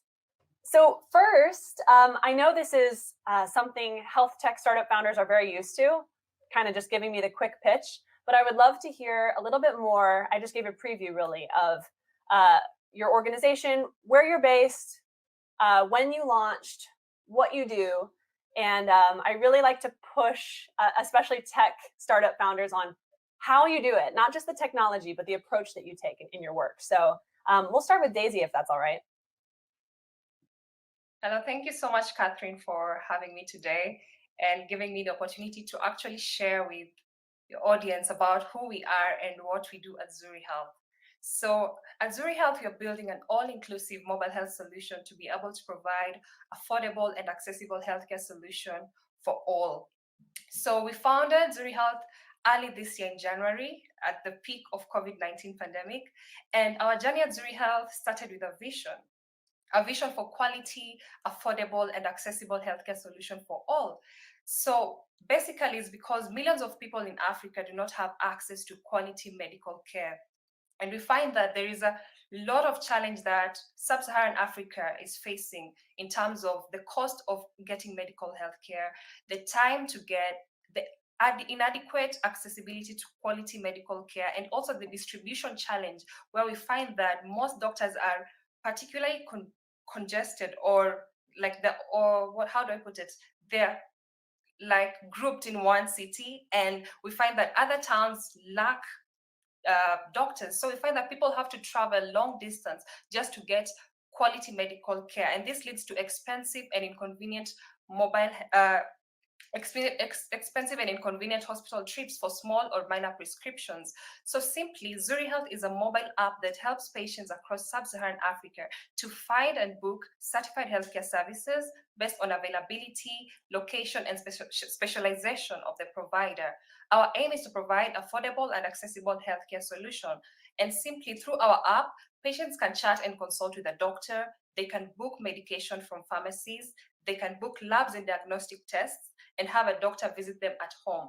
Our aim is to build a product that will bridge that gap by having an all-inclusive mobile health solution in one platform. We also help doctors, pharmacies, and labs and diagnostic centers to tap into a wider market of on-demand patients and earn extra income while saving lives. So we find that this way, the challenge of self-quarantine is eased by minimizing movement and limiting interaction. So you can call it a virtual hospital. Thank you, Daisy. And yes, your model certainly lent itself to the COVID-19 pandemic. So we'll get back to really what that has meant for you in a moment. But Adebayo, would love to hear a little bit more about RxAll. And again, I gave just a preview, but more on your company, your mission, and how you do what you do, even beyond the technology. Yeah, so RxAll is a platform that builds AI for authenticating drug quality. And we are headquartered in the US as well as in Nigeria, with ongoing plans of expanding into 7 other African countries in the coming months. What we have developed is really addressing the issue of poor access to high quality medicines across Africa. We do know that from the numbers, more than 30% of medicines across the continent are substandard and falsified. And many times it leads to over 100,000 people on the continent dying from this problem. So what we have done at RxAll is really to build out an AI system that uses hardware and mobile apps and a cloud-based infrastructure to enable pharmacy sellers authenticate batches of the medicines that they get before they actually resell it. And we've gone a further mile to build a marketplace infrastructure around these sellers. So it is now easy for hospitals, pharmacies, and patients to find high quality sellers on our platform and order for the medicines that they need, either for home delivery or for self-pickup at those seller partners. So our mission really is to make sure that no one dies from falsified medicines or substandard medicines anywhere across Africa. Thank you, Adebayo. And we'll get back to in just a moment what COVID-19 has meant for this space, which I know is actually something I was less familiar with until preparing for this session and reading more about counterfeit medicines in the context of COVID-19, and it's fascinating. But first I want to go to Daisy. So Daisy, you are based in Nairobi, which has a huge number of health tech startups. It's a very vibrant startup ecosystem, health tech startup ecosystem. You're also working in virtual healthcare, mobile healthcare, which is a very crowded space. I would guess even more so, given the way COVID-19 has really accelerated innovation in this space. So my question for you is, what has your journey as a startup looked like since the onset of COVID-19? And what have you done to really distinguish yourself from all the other players in what, again, seems like a very crowded space? So what we decided to do at Zuri Health was to build a product for Africans by Africa. And when I mean by Africa, we see that most of the companies, the telehealth companies, are building products for users who have mobile phones and particularly smartphones. But we went back and thought about, if you're trying to solve a problem for Africa, who is actually in need for these healthcare services. And we found that most of the people in need of healthcare services are the undeserved population, those people who are not able to afford healthcare. So at Zuri Health, we decided to innovate the SMS service for solution where we take into cognizance Africa's unique challenges and offer first level medical consultation via SMS service. So this is to cater for the 65% of the population who do not have access to internet or do not have smartphones. And we find that from as low as 5 Kenyan shillings, a woman or a lady or any person living in rural areas is able to get first level medical consultation and chat with a doctor. So that is how we are trying to bridge a gap. As much as you're trying to solve healthcare solution using tech, we need to find ways in which we are able to provide solutions for the people who are us, who is surrounding us, the Africans. So yeah, that's how we went about it. Yeah, that's great to hear. And I wonder if you can expand on, because you are focused on this population that a lot of other companies tend to overlook. They're, for example, focused on smartphones. What has that meant for your business model? Can you tell me a little bit more about how you're structured and how that enables you to serve this population that might be left out in a model that just focuses on smartphones? Yes. So what we decided to do is to work with partners. So we are partnering with a lot of healthcare providers and aggregating them into the mobile app. So if it's a pharmacist, if it's the labs and diagnostic centers, the doctors, we are partnering with them and listing them on our platform to be able to provide the services to people who can actually book virtually and engage and connect with them. So this way, if I'm a user at home and the risks, or I want to have the convenience of having my drug delivered to my house, simply by going through the Zuri Health app, I'm able to buy and order for medication through the app. I can book for labs and diagnostic tests. Currently, we see a lot of people doing COVID-19 tests, and especially travelers, because it's mandatory for travelers to book for or have COVID-19 tests. So we see that a lot of people are actually booking for COVID-19 tests and requesting for someone to come and take their lab sample pickup from the convenience of their home, office, or wherever they are, and they get results in 6 hours time. So there's that aspect of convenience and cost. And in terms of the doctor-patient interaction, we see that a lot of the population is now open to e-visits and e-consultations because this saves time and is actually more convenient. You don't have to stay in long traffic just to go and book for a doctor appointment or, have multiple bookings. You can just, from the same app and one app, which is all inclusive, chat with the doctor. The doctor gives you prescription from the app. From the same app, you can order the medication you're requested to buy or take and book tests from the same app. So that's how we're trying to make it as convenient as possible and as affordable as possible. So we do this by partnering with these government approved and licensed providers. Thank you, Daisy. And Adebayo, I wonder if you can tell me, how has the conversation changed on the problem you're trying to solve? Counterfeit medicines, fake drugs. What did that conversation look like in, say, early 2020 versus early 2021, looking ahead to early 2022? How has the COVID-19 pandemic changed the conversation in terms of the problem you're trying to solve? Yeah, so there is more global awareness and urgency around the problem, especially with all the seizures of substandard falsified vaccines across the world. So we've had those seizures happen in Mexico, in Poland, in South Africa. And so it's brought it more to the fore. Before it used to be like, hey, this is this distant problem that only affects Africans or Southeast Asians. But now people actually realize it's not just an issue that's for the global South. The cartels literally are latching on into any opportunity in the drug supply chain. And so when the COVID vaccines came out and there was an opportunity there, they simply took the skill set they have developed in the traditional pharma industry and applied the same to duplicate and falsify COVID vaccines. So there's been more interest. There's been, especially around what we're doing. And we've seen that interest in a lot of inbound orders for our RX scanner product, and also even with investment as well. That's great to hear. There's more awareness and recognition of the issue. I want to zoom in on the issue of trust. And so we heard about this a little bit earlier.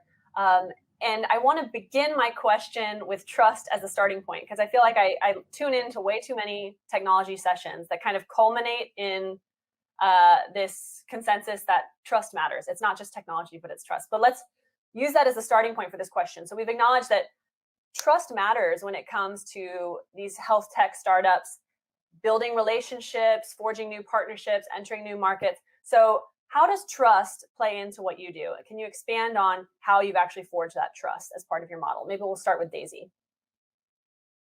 So this is actually a very good and interesting question, because a lot of our users are always concerned about the trust and even their own privacy when engaging with doctors or ordering for medication and just accessing or acquiring healthcare through the app.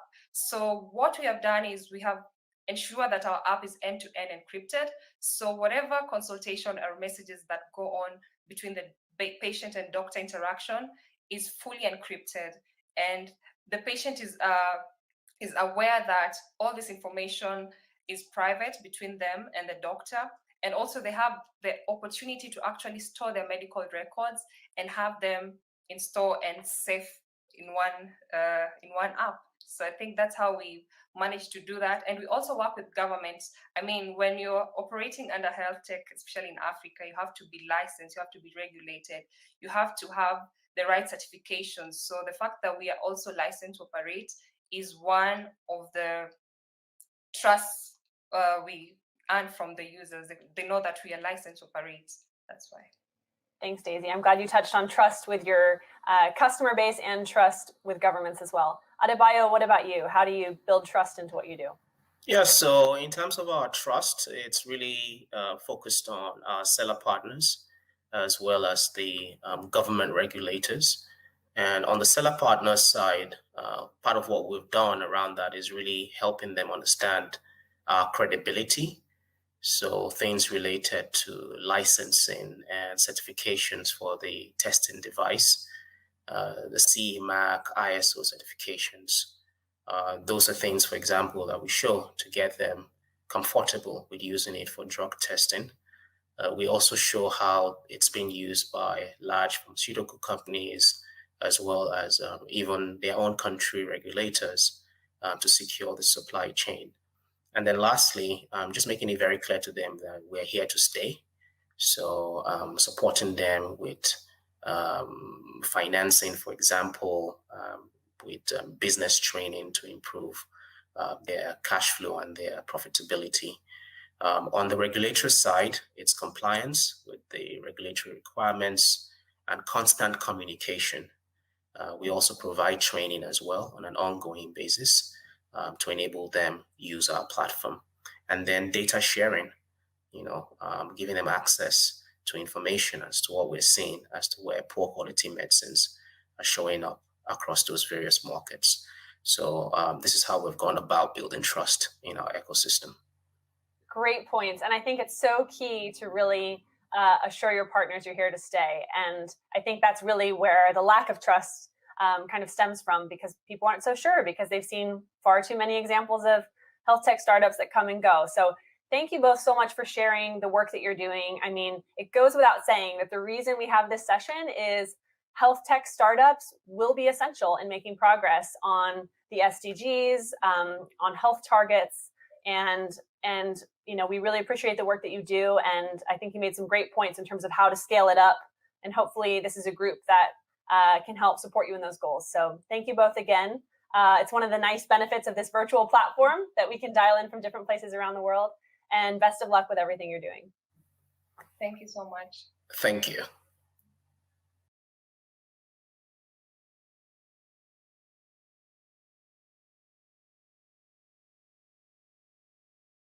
Nearly half of the deaths of children under 5 are linked to undernutrition, and this is occurring mostly in low and middle income countries.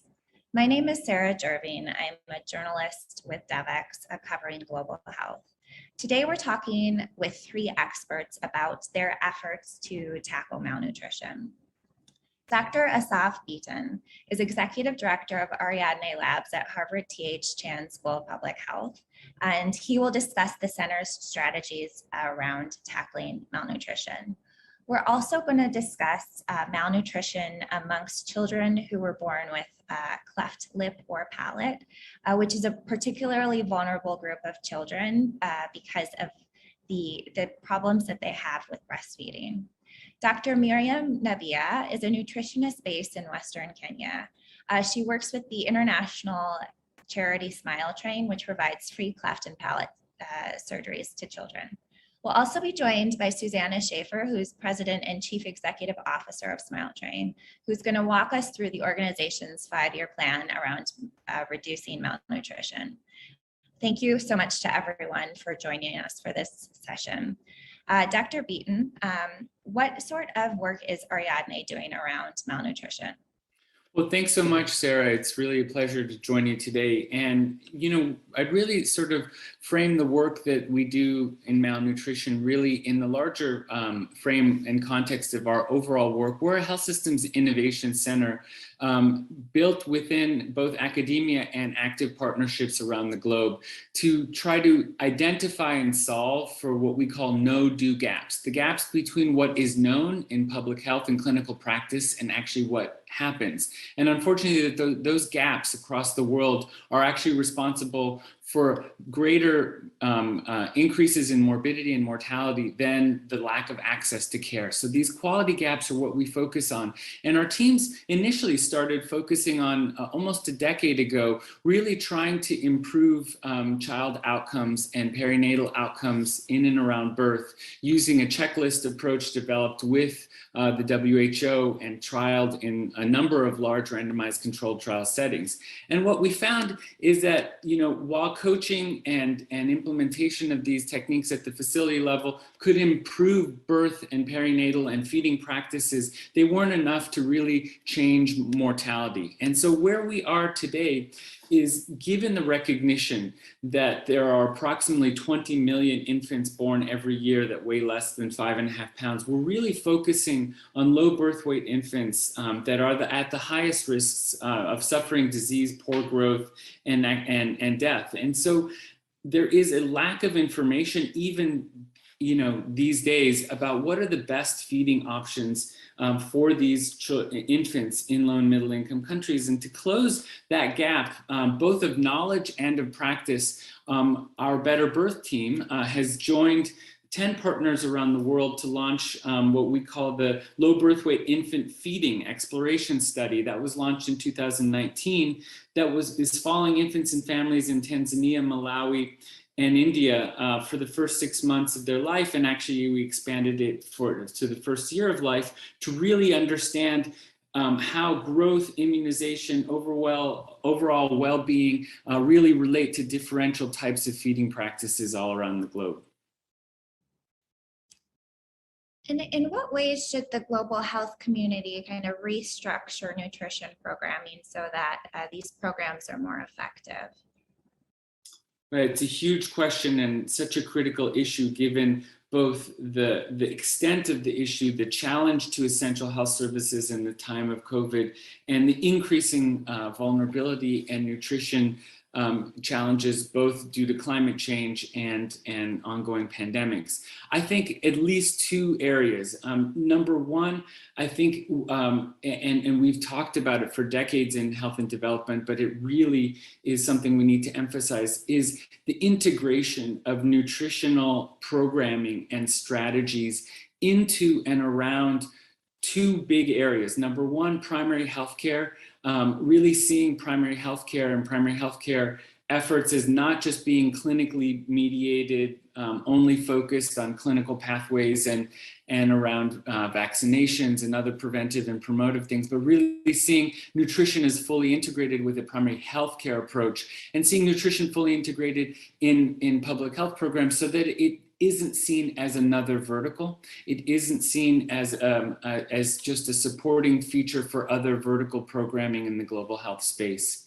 I think widening the aperture one level further, I think that we really need to think about what are the pathways that we think about nutrition as being part of both inducing vulnerabilities at the infant, family, and community level, and also as a potential solution to those vulnerabilities. So there are sets of vulnerabilities around women's agency, access to resources, social vulnerability, biological vulnerability.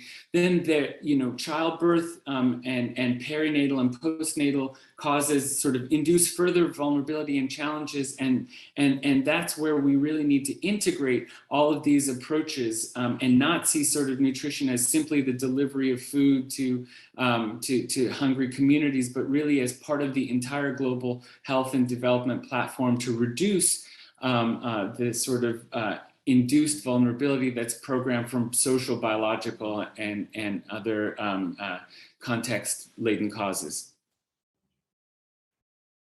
Thank you so much for that. So myself and a photographer visited Dr. Nabia's nutrition clinic in June in Western Kenya, where we took a look at her team's efforts to improve nutritional outcomes for children born with cleft lip and palate, and to ensure that they are strong enough for surgery. So here's a video we produced documenting the story of one of her patients. Kwa majina naitwa Sharon Nafula wa Mocha. Nilibarikiwa na mtoto anaitwa Travis Mayama. Harakati nilikuwa najifungua, alipotoka nje na mtoto, daktari akaniuliza, unajua kitu kinaitwa cleft lip? Nikamweleza sijui. Mtoto akaweka kwa incubator. So baadaye wakaniambia, mtoto wako atakuwa na shida ya hataweza kunyonya. Kasema mbona hataweza kunyonya? Ati kuja umuone. Sasa nikaenda kumuona, nikaona kweli mdomo vilako. Hata nikashtuka. Nikasema sasa hii ni nini shwali? Travis came to us immediately. She was born. He was born in the night at around 2 a.m. Kim was referred to Dreamland at around 6 or 7 a.m. in the morning, so that was pretty fast. It was a case that we expected this child will be able to breastfeed with just the right techniques taught to the mother. However, the mother did not have breast milk for some time. And it bothered us because we didn't understand why the mom still doesn't have milk. But it was more associated to the stress that she was going through, having the family sort of disowning them or not claiming her as one of their own, because first she had a kid at such a very young age, she was just in school, and then worst of all, it's a cleft. They have never seen a cleft. It really affected her because she could not get the care she was used to getting from home. So she did not have milk at all. And that time sikuwa na maziwa kwa nini matiti. Kuna kitu inatoka. Sijui ilikuwa hiyo stress ama whatever. Challenge ni ile nilikuwa watu wakikuja wanamuona. Anasema, wewe ulifanya aje mtoto? Ulikula nini? It seems there's some food yenye ulikuwa unakula ukiwa mjamzito. Mtoto akakuwa na hiyo shida. Kanyamaza. Wengine wanasema hapana. Hizi ni some of the laana za kwenu tu maybe ama ukuu. We provided them formula milk for the first few days just to be able to get the baby to feeding something at least. But we still encourage the mom to continue positioning, allowing Travis to be able to try and breastfeed with the proper attachment positions that we taught them. So it worked. For some time, Travis was able to get breast milk. It was only that it was not enough to sustain him to be able to be full and stay full. So Travis went on to continue with formula milk up to until I think by 5 months. We transitioned him to a simple porridge with just one starch to still make it more heavy for him. By the 5th month, Travis was on millet porridge with some groundnuts in it, and he could take the porridge really nicely. He started gaining weight and he now obtained that proper curve that we wanted. Travis' surgery was quite delayed because we could not get him to have the right HB level, the blood level to be at a good point for surgery. So we started him on supplementations for iron, which was to help build up his blood level. Thankfully, we finally achieved it, and we are really looking forward to having his surgery done.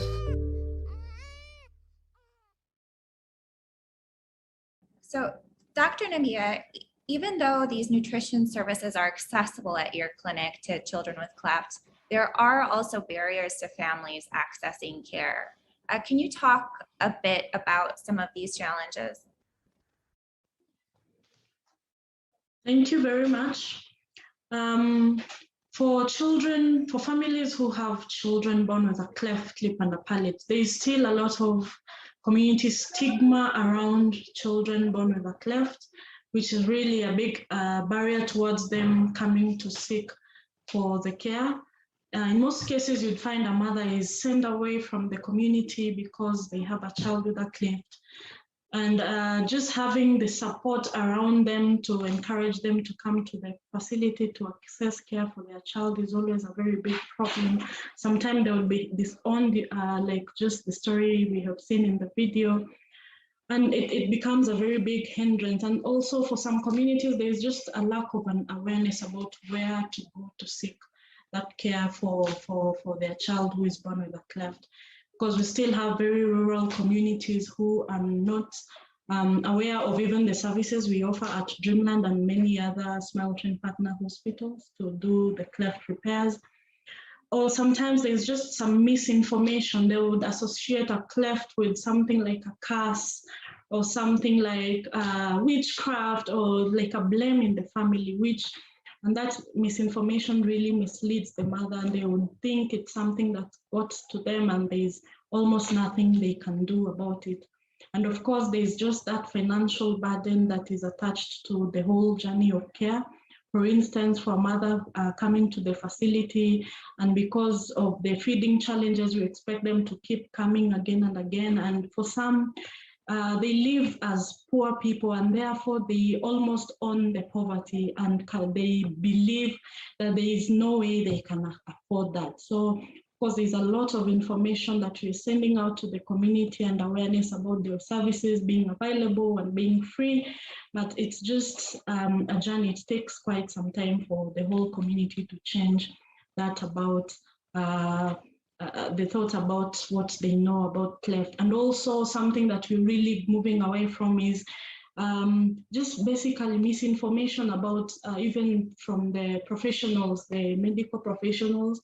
I think cleft has been overlooked for some time, and much as it has been learned in school, but they don't practice it for most of the time, then they wouldn't know what kind of information to give a mother with a child who has a cleft. And of course, for most of them, they'll give them wrong information. Oh, there is no way you can breastfeed this child. You'll have to go for this other option. And by the time they get to the care that you're providing them, they already have so much false information that dispelling it also takes some time. So yeah, that's just basic summary about what barriers are faced by such families. Thank you. Okay, thank you. So Susanna, Smile Train has some ambitious goals for what it plans to accomplish in the next 5 years in its work around nutrition. What are these goals, and how does Smile Train plan to achieve them? Thank you, Sarah, and thank you to Dr. Bitan and Dr. Nabier for sharing your insights and experiences. Now, listening to you both reminds me not only of the important work happening in the nutrition space around the world, but also the remaining work needed to meet the global targets for reducing stunting, wasting, low birth weight, and the many grave outcomes of malnutrition in children. Studies suggest that people with disabilities are 3 times more likely to be malnourished and 2 times more likely to die from malnutrition. At Smile Train, we see these numbers reflected in the faces and the stories of too many children and families impacted by cleft lip and palate. We know that achieving our vision of a world where every person has access to safe, high-quality, comprehensive cleft care and is able to live a full and healthy life requires inclusive nutrition programs that support mothers and babies impacted by clefts. Our nutrition programs have been expanding over the years, led by incredible people like Miriam and local Smile Train medical partners around the world. COVID has only served to underscore the urgent need for these programs. And that's why today at the 76th UN General Assembly, I am so proud to announce Smile Train's 5-year commitment to scaling our investment in global nutrition. By the end of 2026, through awareness campaigns, advocacy, program expansion, partnerships, training and education of health workers, Smile Train's increased investment in nutrition will result in more than 1 million mothers and children benefiting from cleft-specific feeding counseling, more than 55,000 child malnutrition cases averted, over 40,000 educational opportunities on cleft feeding and nutrition, more than 1,000 partner hospitals across over 70 countries empowered to offer nutrition services to every mother and child pair affected by cleft, over 250 partner hospitals in an organized network offering advanced nutritional care for malnourished children affected by cleft, and a 40% reduction of the number of stunted children undergoing cleft surgery. When it comes to nutrition and to protecting the health of communities and securing the future of children around the world, we cannot delay. In the chat, there's a link to our website to learn more, to contact us, and to track progress on these 5-year targets. This is a call to action and an invitation to join us in prioritizing nutrition for all children, including children with clefts. Thank you, Sarah. Thank you so much, Susanna, and I really look forward to watching Smile Train's progress on these goals in the coming years. And thank you to Dr. Bitan for your thoughts on using an evidence-based approach to tackling malnutrition, and Dr. Nabia for describing your work in Western Kenya. And thanks to everyone who joined us for this important discussion.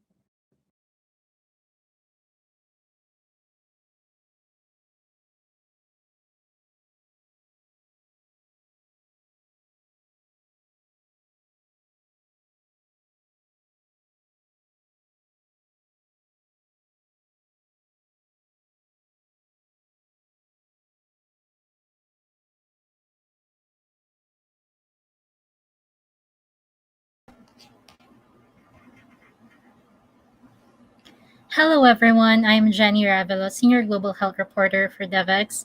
Thank you so much for joining us today. We all know how COVID-19 has disrupted development programs, health programs, and how COVID has also exacerbated a crisis faced by women and girls globally. Just to give you an example, early this year, the UNFPA estimated that globally, because of COVID, 12 million women have experienced interruptions in contraceptive access, leading to 1.4 million unintended pregnancies.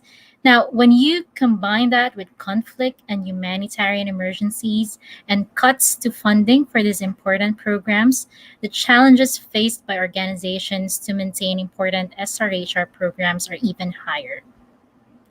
Today in this panel, our panelists will be shedding a light on some of these challenges, but also providing us some solutions, practical approaches, and recommendations on how to safeguard sexual and reproductive health and rights in conflict and crisis settings.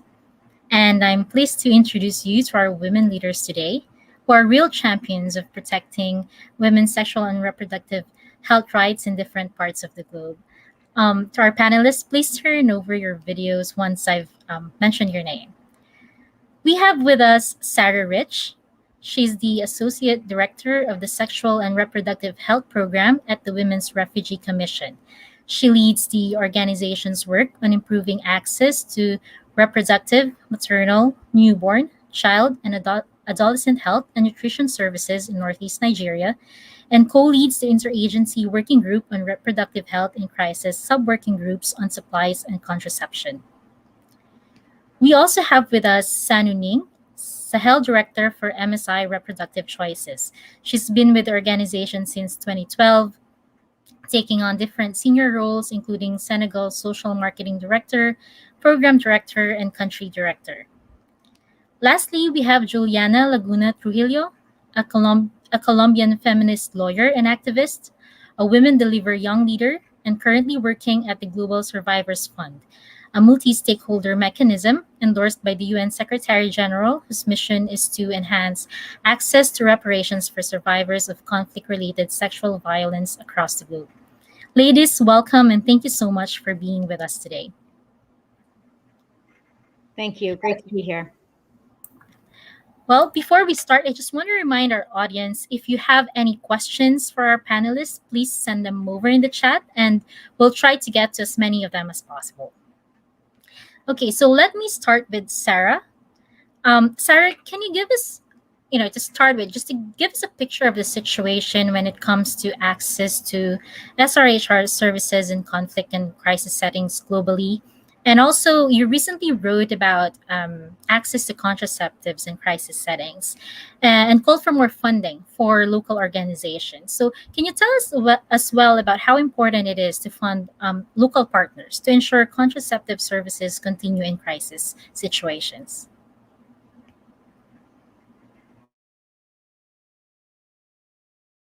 Sarah, you're currently on mute. Sorry. Thank you.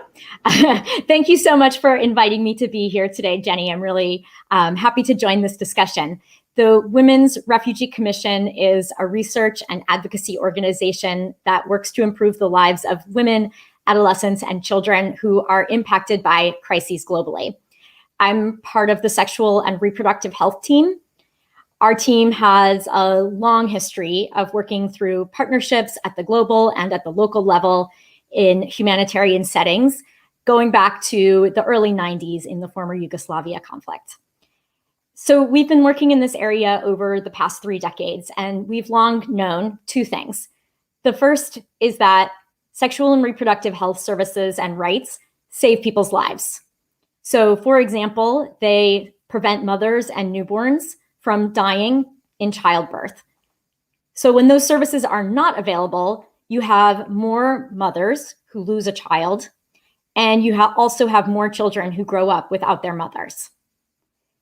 And second, we also know that there is a need for these services everywhere in the world, no matter where you live, and that includes conflict settings.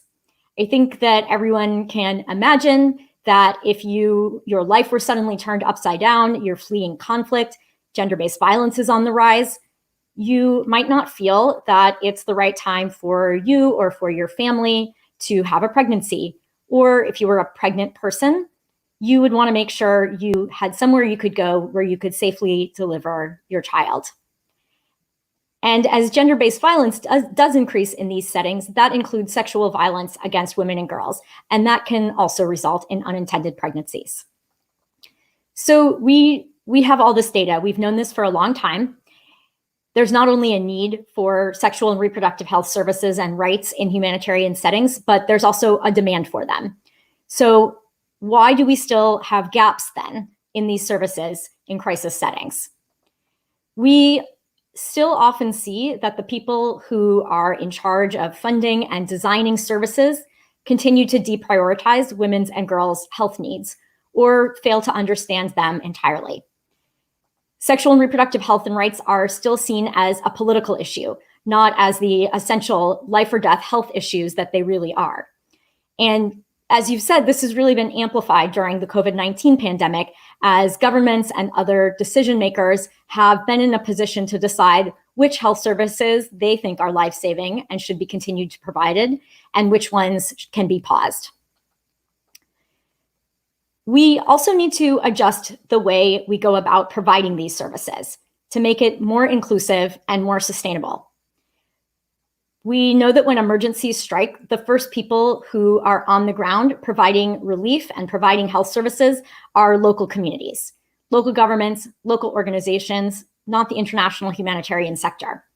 So it's essential that we provide funding to those organizations who will be there when a crisis erupts and who will stay there after a crisis subsides.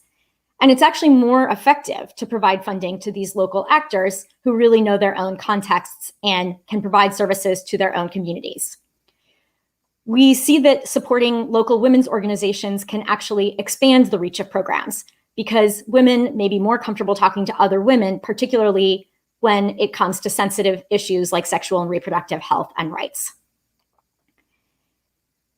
As I mentioned in the op-ed that I wrote that you just referenced, the humanitarian sector still has a long way to go toward localizing aid, but we are starting to see some progress, some movement in that direction, and some models emerging that pave the path for how we can do it. At the Women's Refugee Commission, we've been working toward localizing aid for some time now. And most recently, in my work in Northeast Nigeria, which has been affected by armed conflict for more than 12 years, we're partnering with the state-level government in Borno State and with local organizations to implement a community health program. But what's really unique about this project is the approach we've taken to implementing it. The Women's Refugee Commission is not in the role of directly providing any health services. Instead, the government of Borno State is taking on that role. And this is really a new way of working for the humanitarian sector, with the international NGO in more of a behind-the-scenes role, providing coordination, providing support to the local actors to take the lead.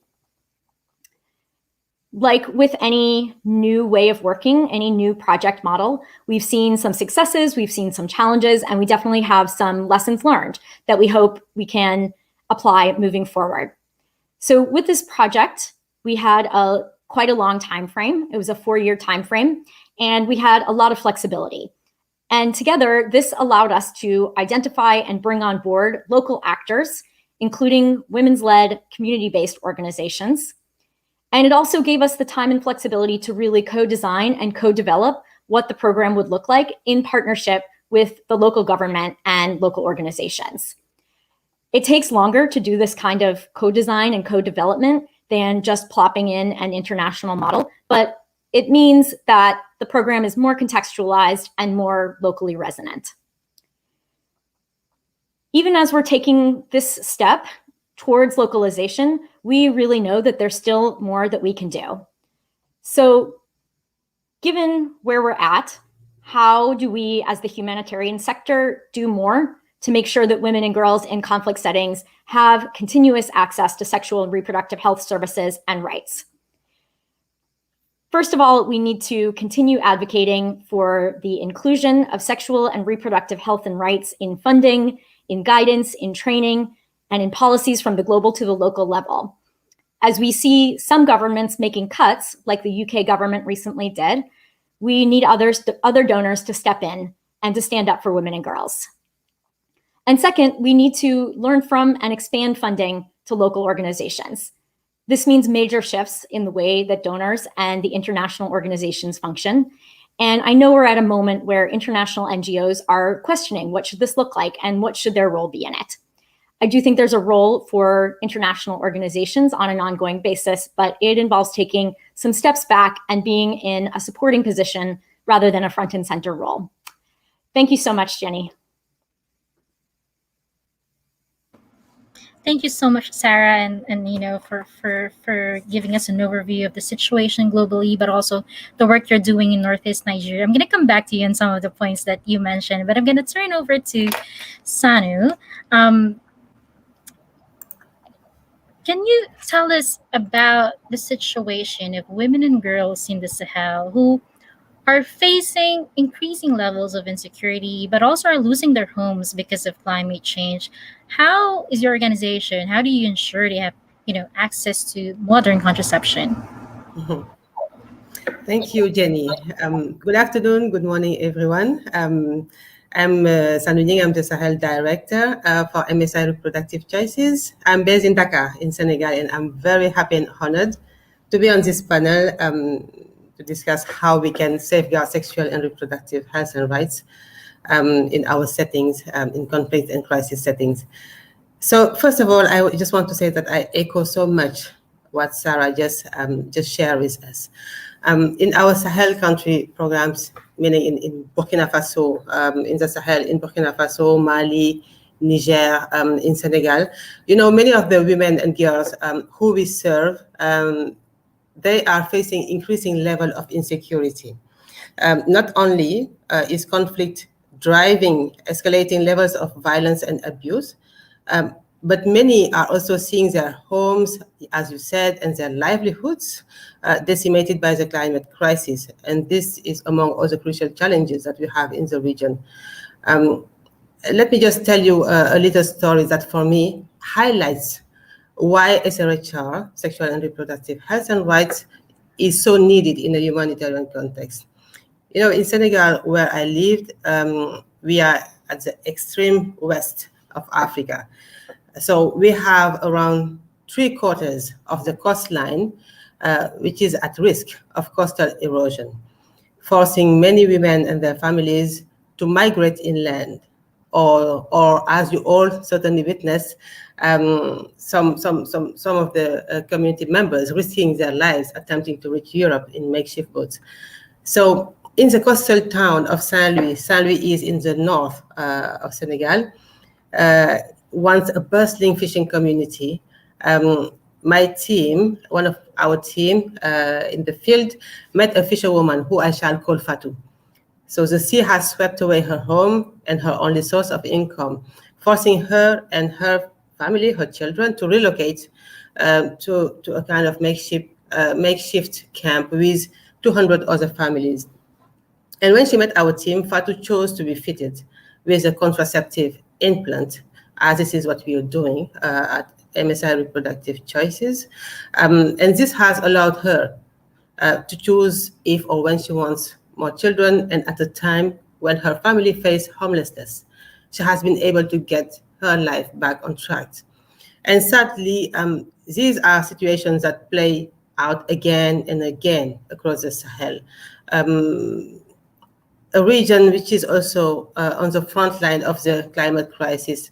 And for many of the women MSI serves here, the climate crisis isn't just something they read about in the news or they heard in the news. It is something they experience every day. And what my teams are hearing from a lot of women living in these vulnerable areas is that getting pregnant, as Sarah said, during a crisis is the last thing they want. Because when disaster strikes, giving women the choice and means to avoid unwanted pregnancies helps them get back on their feet and better support the families they have. In Burkina Faso, another example, we have worsening insecurity, and this has sparked an unprecedented internal displacement crisis, as we all see, uprooting more than 1 million people from their homes since 2019. And there, our teams, our frontline teams, our outreach teams, our MSI ladies, they provide essential reproductive health services to women and girls who have been forced into internally displaced persons camps. And in these crisis situations, as I said, women and girls face a higher risk of abuse and exploitation, all situations that increase their risk of becoming pregnant against their will. And what we are hearing loud and clear is that they want the autonomy in those situations to decide if or when they become pregnant. And there are ways, there are means, solutions to address that. In the Sahel, we all see that modern contraception use is still low across the region, especially the more effective long-acting methods. So our teams are doing everything they can to give those women the reproductive choice that they tell us they want. Our teams are often trekking or driving for days to reach people living in remote rural communities or in those internally displaced person camps. And they offer the widest range of contraceptive methods they can, and talk through all the options so that each woman can choose the one that best suits her situation and her plans for the future. We are really adapting our service delivery channels so we can ensure we can reach all those IDPs communities and all those women and adolescents living in camps. And these are women who have often been through traumatic experiences, and we need to slowly win their trust. So we have found that our network of MSI ladies, for instance, who are individual midwives or nurse from the local community, it's a channel which is really flexible and discreet to bring services into these settings. Trusted within their communities, they carry all their equipment with them and can deliver high quality SRH services anywhere. As long as there is a space with a closed door, it's enough. And we also try to make connections with other organizations that provide psychological support or work to prevent gender-based violence in the field. And our teams in Burkina Faso or in Mali work in close collaboration with other organizations, whether local or international organization. For instance, with UNFPA local office and Abbas International in Burkina Faso. For the gender-based violence training, the management of victims, or to give the first line of medical care in case of rape, for instance. And they are also collaborating with organizations to refer those adolescents in those displaced, internally displaced person camps to our service delivery point. So this is globally what I can say for this first question. And yes, over to you, Jenny. Thank you. Thank you so much, Sanu. You mentioned about partnering with others, and that's very important because one organization can't do all of these things, but it's good to hear these women can have access to these contraceptions at a very stressful time, I can imagine, for a lot of them. I'm gonna come back to you because I know Sarah earlier talked about aid cuts. So I'm gonna get back to you on that. But let me just turn over to Juliana. Juliana, can you tell us about the situation in Colombia, which has experienced decades of armed conflict? How things have changed for women and girls, or have they changed since the signing of the peace agreement? What can be done to strengthen access to comprehensive sexual and reproductive health services and care for victims of conflict? And thank you so much for inviting me to this conversation and to share this space with my colleagues on this super important issue. So reproductive violence is a practice that has been widespread in the context of the armed conflict in Colombia. And this is, as we saw with what Sarah and Sanu said, is a thing that we see occurring in context of humanitarian crisis and armed conflict where human rights violations are occurring. So in Colombia, women, girls, and LGBTQI persons in the context of the more than 50 years of armed conflict and ongoing armed conflict face the risk of suffering reproductive violence by armed actors, which we understand that entails all the practices and all the acts that either directly or indirectly affect the right to reproductive autonomy. And in Colombia, these practices have included, but are not limited, for example, to practices of forced contraception and forced abortions as a policy within the ranks of armed groups, or forced pregnancies and forced motherhoods as a consequence of conflict-related sexual violence exercised by armed groups. And we also see it when there is a lack of access to emergency contraception and lack of access to reproductive health services, including safe abortions for victims of conflict-related rape, among other practices and acts. And this situation has been going on throughout the armed conflict in Colombia, exercised by all armed actors, including paramilitaries, state actors, and guerrilla actors. And what you mentioned, what you asked me about, what has happened since the signature of the peace agreement in 2016 between the national government of Colombia and the former FARC guerrilla, is that we find that women, girls, and LGBTQI persons are still at risk of suffering reproductive violence. So after the signature of the agreement, more than 70% of the country's departments have municipalities that are on alert because of illegal child recruitment.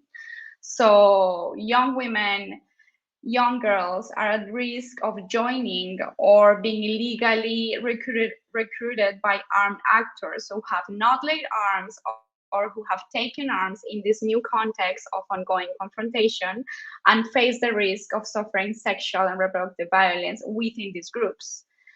But additionally to that, with the worsening of the armed confrontation in some parts of the country, women and girls again find themselves at risk of suffering conflict-related sexual violence and reproductive violence and not having adequate and prompt access to sexual and reproductive health services. And this whole situation has worsened in the context of the COVID-19 pandemic, where access to reproductive healthcare services, which include abortion, was not considered essential. It has worsened, for example, because schools closed for a long time. So children were not going to school and were facing this risk of being recruited by armed actors and suffering these possible outcomes of gender-based violence, affecting their right to decide on whether they wanted or not to have children and exercise motherhoods in this context. And I have worked more from a legal standpoint, and I have litigated cases at the national level in Colombia and before human rights bodies in the inter-American system. And these practices of reproductive violence have been put into the knowledge of different authorities of the Colombian state, and also of before the mechanisms that were created by the peace agreement that are key in this context, in which not only women have experienced this kind of violence, but also continue to suffer the lingering impacts of it. So it is key that today the work that the Truth Commission, for example, is doing in Colombia with the documentation and investigation of what happened during the armed conflict, and doing recommendations specifically of what happened to women, is key to guarantee non-recurrence of these practices. The work of the Special Jurisdiction for Peace in granting and guaranteeing and protecting the right to justice for victims is key also in this context. But furthermore, institutions like the Unit of Victims in Colombia that provide reparations for victims of the armed conflict is also essential to address the impacts of sexual and reproductive violence in this context. So I would like in the point that you bring, Jenny, on what are the practical recommendations and a little bit taking into account what Sarah and Sinu have said, it is essential that the state ensures the availability of and access of comprehensive sexual and reproductive health services and care for victims in all national territory, but especially in the most conflict-affected areas, just to begin with. Thank you so much, Juliana. And you just mentioned, we talked about donors and aid, but also just how very important the role of national governments is in, preventing these types of violence and making sure there's access to SRHR programs, in different parts of the country. I want to turn to, I know we have 5 minutes, but I want to turn to a bit of some of our panelists very quickly. Sarah, you mentioned about the work you're doing, localizing aid in Northeast Nigeria. And I know you said you have some lessons learned. I know we can't talk about all of that, but perhaps you can give us 1 or 2 lessons, and how can this be done more effectively? Perhaps for, some of our audiences who are trying to do the same.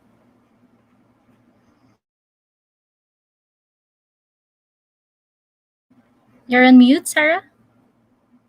Sorry. Happy to chat about that. Sorry. Thank you, Jenny.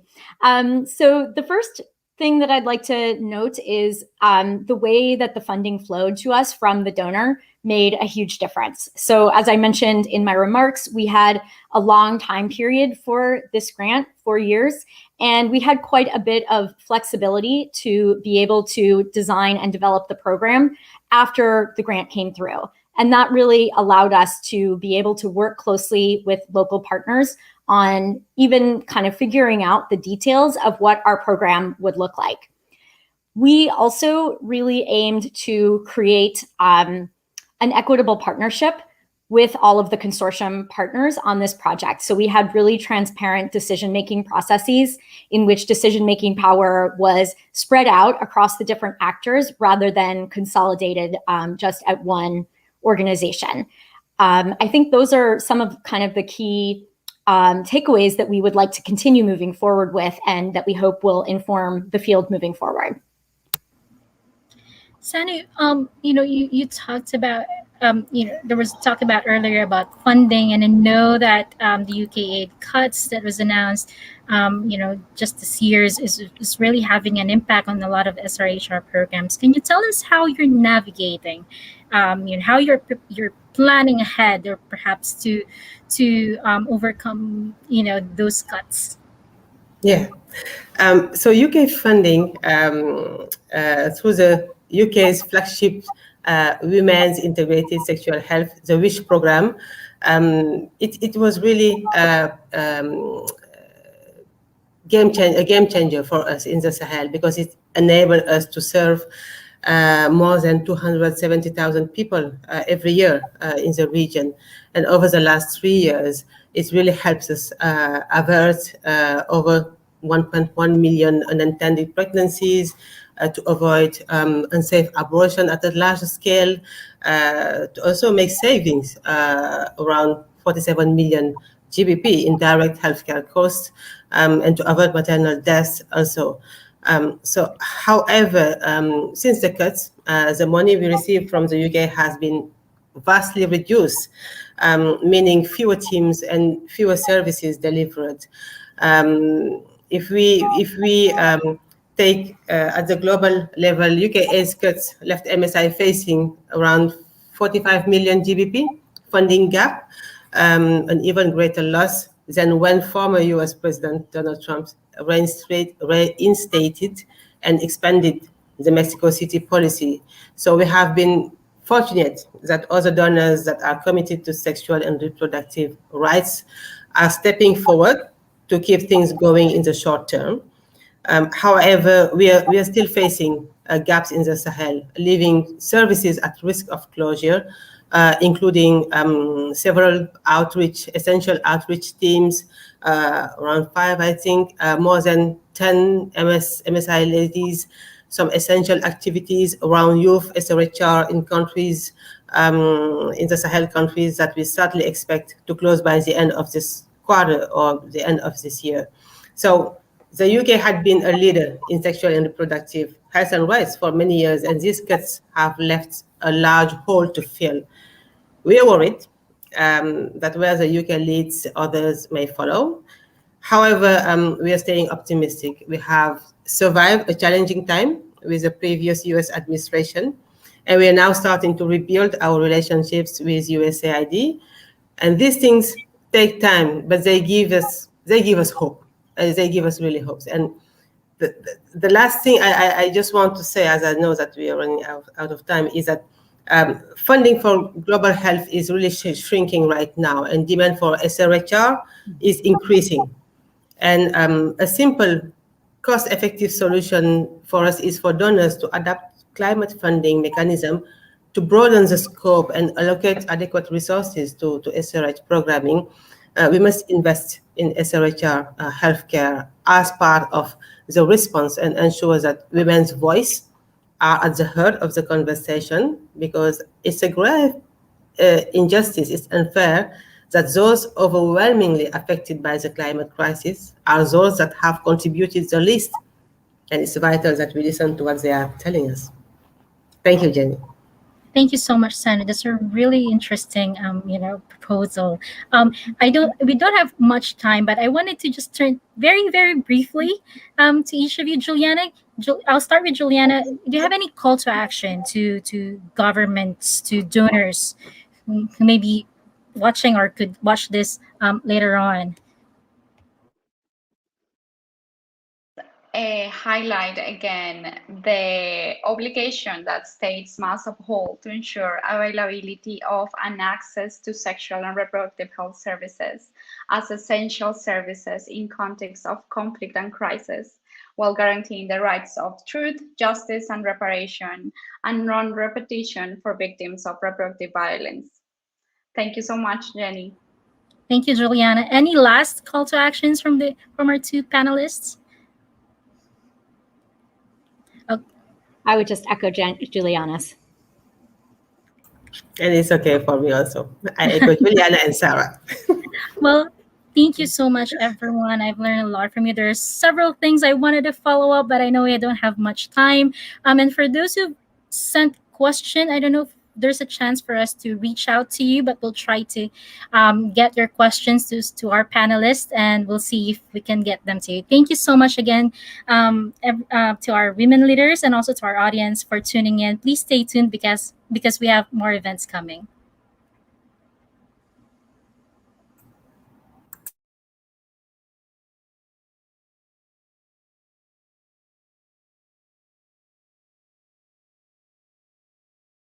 I'm Catherine Cheney, a senior reporter at Devex, and I'm thrilled to moderate this conversation on an exciting new maternal health initiative. So in order to meet the SDG target for reducing maternal mortality, which is to get to fewer than 70 maternal deaths per 100,000 live births by 2030, the world needs to double the rate of progress it's made over the last decade.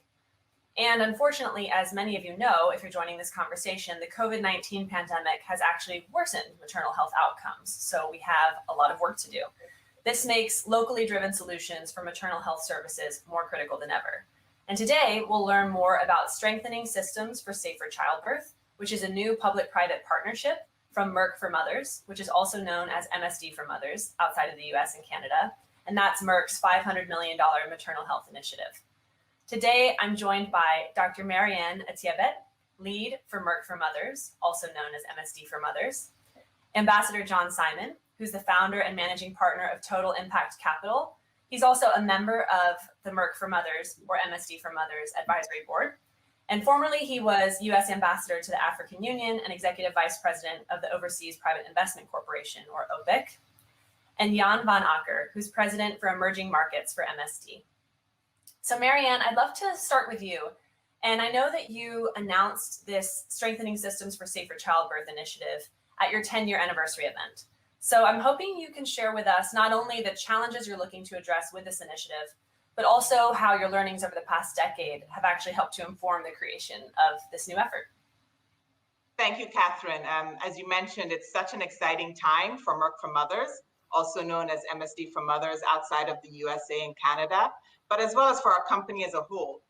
We just celebrated this monumental 10-year anniversary of our company's commitment to helping end preventable maternal deaths and reducing the disparities we see in maternal health outcomes across the globe. But we all know that there continues to be a burning platform, whether it's that we needed to double the rate of our progress, or whether we've seen how COVID has negatively impacted health systems and access to these essential services. And so we need to do more. And as such, we are launching a new global private-public partnership called Strengthening Systems for Safer Childbirth that's going to invest in locally led collective action that will strengthen mixed health systems. We are seeking expressions of interest from organizations with roots in sub-Saharan Africa or Southeast Asia that are going to work in coalition with local partners across the sectors, whether that's government, private sector, or civil society. And they'll work together to implement and evaluate evidence-based solutions that will result in measurable reduction in maternal deaths. You asked about the lessons we've learned in the last 10 years as we've worked with over 100 partners in 50 countries to reach 13 million women. And what we've learned, if I could sum it up, with just one saying, is that we, the collective we, can go further when we walk together.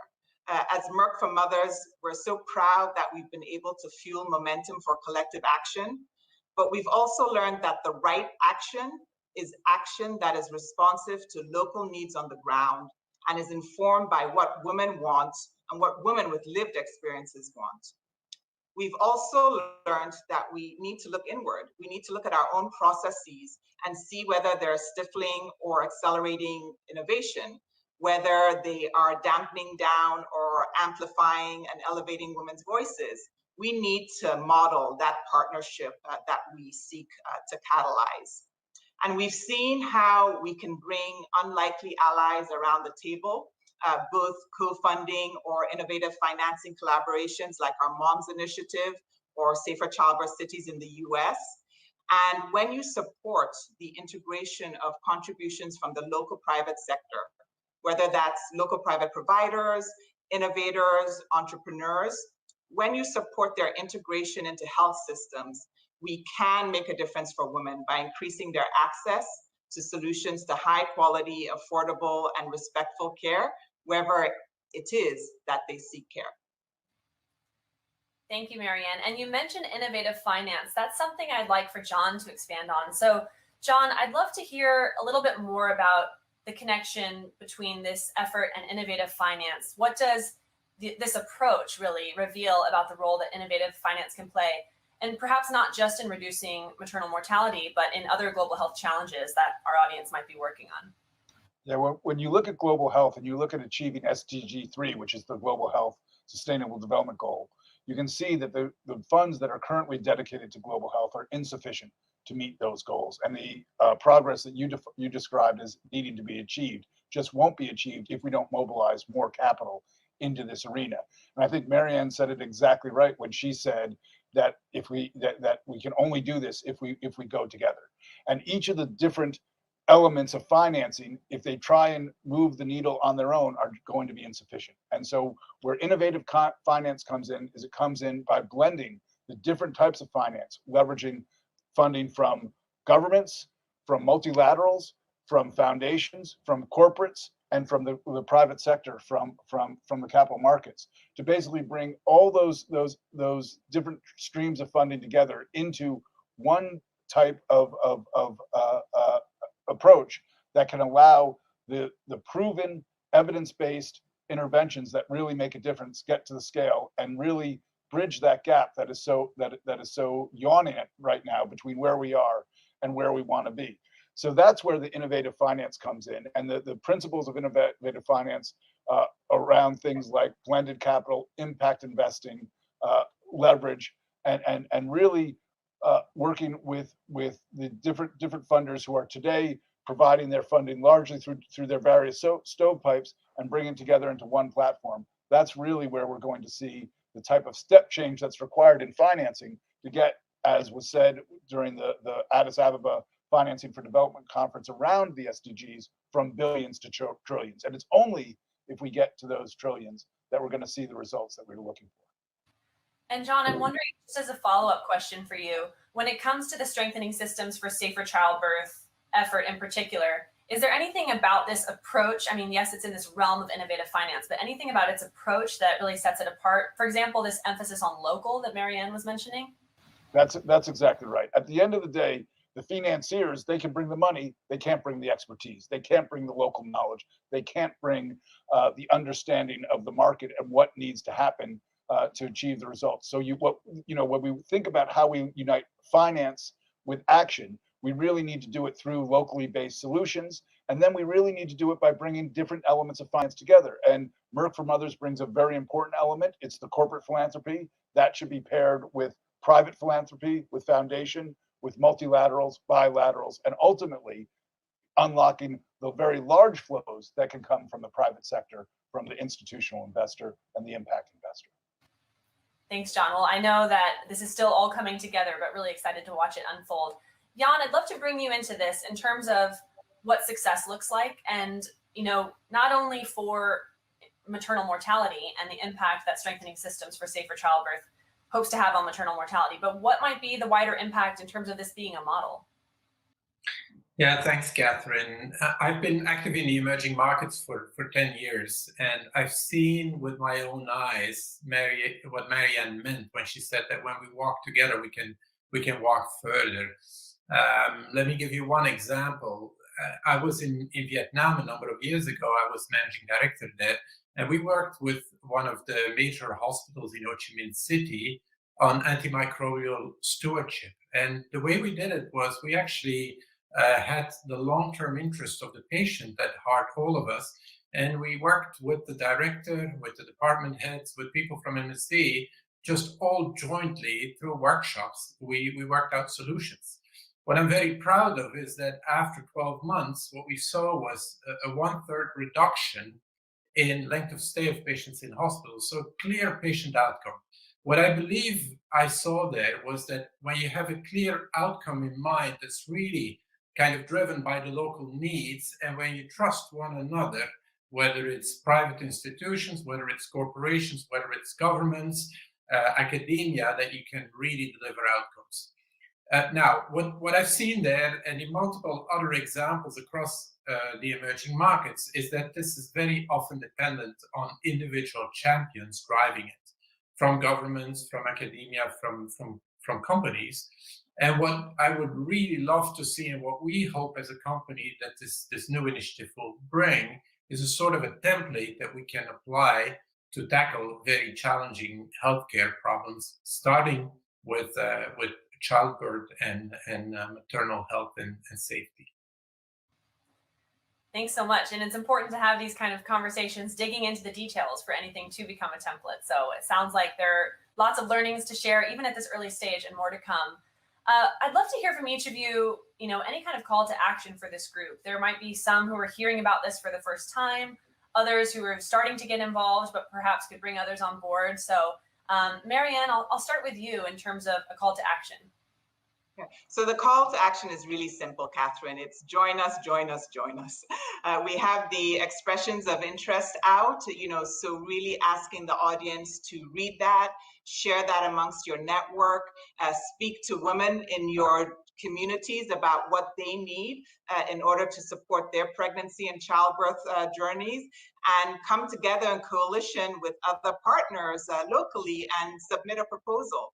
As John mentioned, we want to use this as a way to catalyze partnership at all different levels. So it's not just the partnerships that are happening on ground at the implementation level. We also want to catalyze partnerships at the funding and the financing level. So if you are a funder, if you are interested in helping to advance the Sustainable Development Goals, if you care about making sure that no woman has to die while giving life, do join us, because we're not only going to get there if we all work together. Thank you, Marianne. John, I'd love to go to you. I know being on the advisory board, you've helped to be part of the brainstorming behind this effort, the standing up of this effort. What's your message for this group? Yeah, my message specifically to the finance community is there's a really opportunity to make a difference and ultimately to make a real return. And that can happen at the corporate level with corporations who, by putting their money into these types of efforts, can build markets that for the future they can sell into. That can happen at the institutional investor level, where you can create real opportunities for long-term sustainable investments that not only serve your fiduciary responsibilities, but also make the world a much better place. And that can happen at the foundation and the what's the current official and non-official donor level, where your money can really be the catalyst that can unlock much more of this type of impact investment. Thank you. And Jan, you mentioned earlier that this could have implications even beyond maternal mortality. So any thoughts you have, thoughts you want to leave this group with, especially when it comes to the larger implications this initiative might have? Yes, yeah, so for me, it's like Marianne said, join us, join us, join us. And when you do, please always try to kind of wear two hats. The first one being you're taking a local issue, a challenge that you have, and trying to solve for it. But please also help us develop a methodology, a sort of a framework that we can apply to public-private partnerships across multiple disease areas and across the world. Thank you, Jan. And I just wanted to see if any of you want to jump in with any final thoughts, reactions. I mean, we talked about what stage this is in, right? You're still pulling this together. That's why it's important we have this conversation now, because you're looking for partners to join you. But any other closing thoughts about the opportunity here, challenges that lie ahead that you're going to need to work through? I mean, we talked about the impact COVID has had on this space. This is not an easy space to enter. So just want to open up the space for any of you to jump in with a final thought before we close. Marianne? Sure, Catherine, thank you. What I would like to say is that we've all seen how important private sector has been to help augment government responses during the COVID pandemic. And so I think that this is a huge opportunity to build on those experiences and think intentionally about how private sector can continue to augment government responses, in this case around improving maternal health outcomes. But more important, or as importantly, think about how we can build capacity of health systems to address the needs of the population, and we can build resiliency and responsiveness in those health systems to deal with a gamut of health needs. So my other call to action is to those in the private sector, whether you're entrepreneurs, innovators, or local private providers, you have a huge role in playing to help us meet our SDG goals. And hopefully strengthening systems for safer childbirth is a path into making those really important contributions. Thanks, Marianne. That's a great addition. I want to thank you all so much for sharing details on strengthening systems for safer childbirth. I'm really excited to watch this effort unfold, and I hope that this session will help to support that effort. There will also be a chance to learn more for those of you who want to learn more in a session coming up tomorrow, so stay tuned for that. And also stay tuned for more coverage broadly of the role that innovative financing and local private sector collaborations can play in maternal health by following the Maternity Matters Funding the Future series. Thank you all. Thank you. Thank you.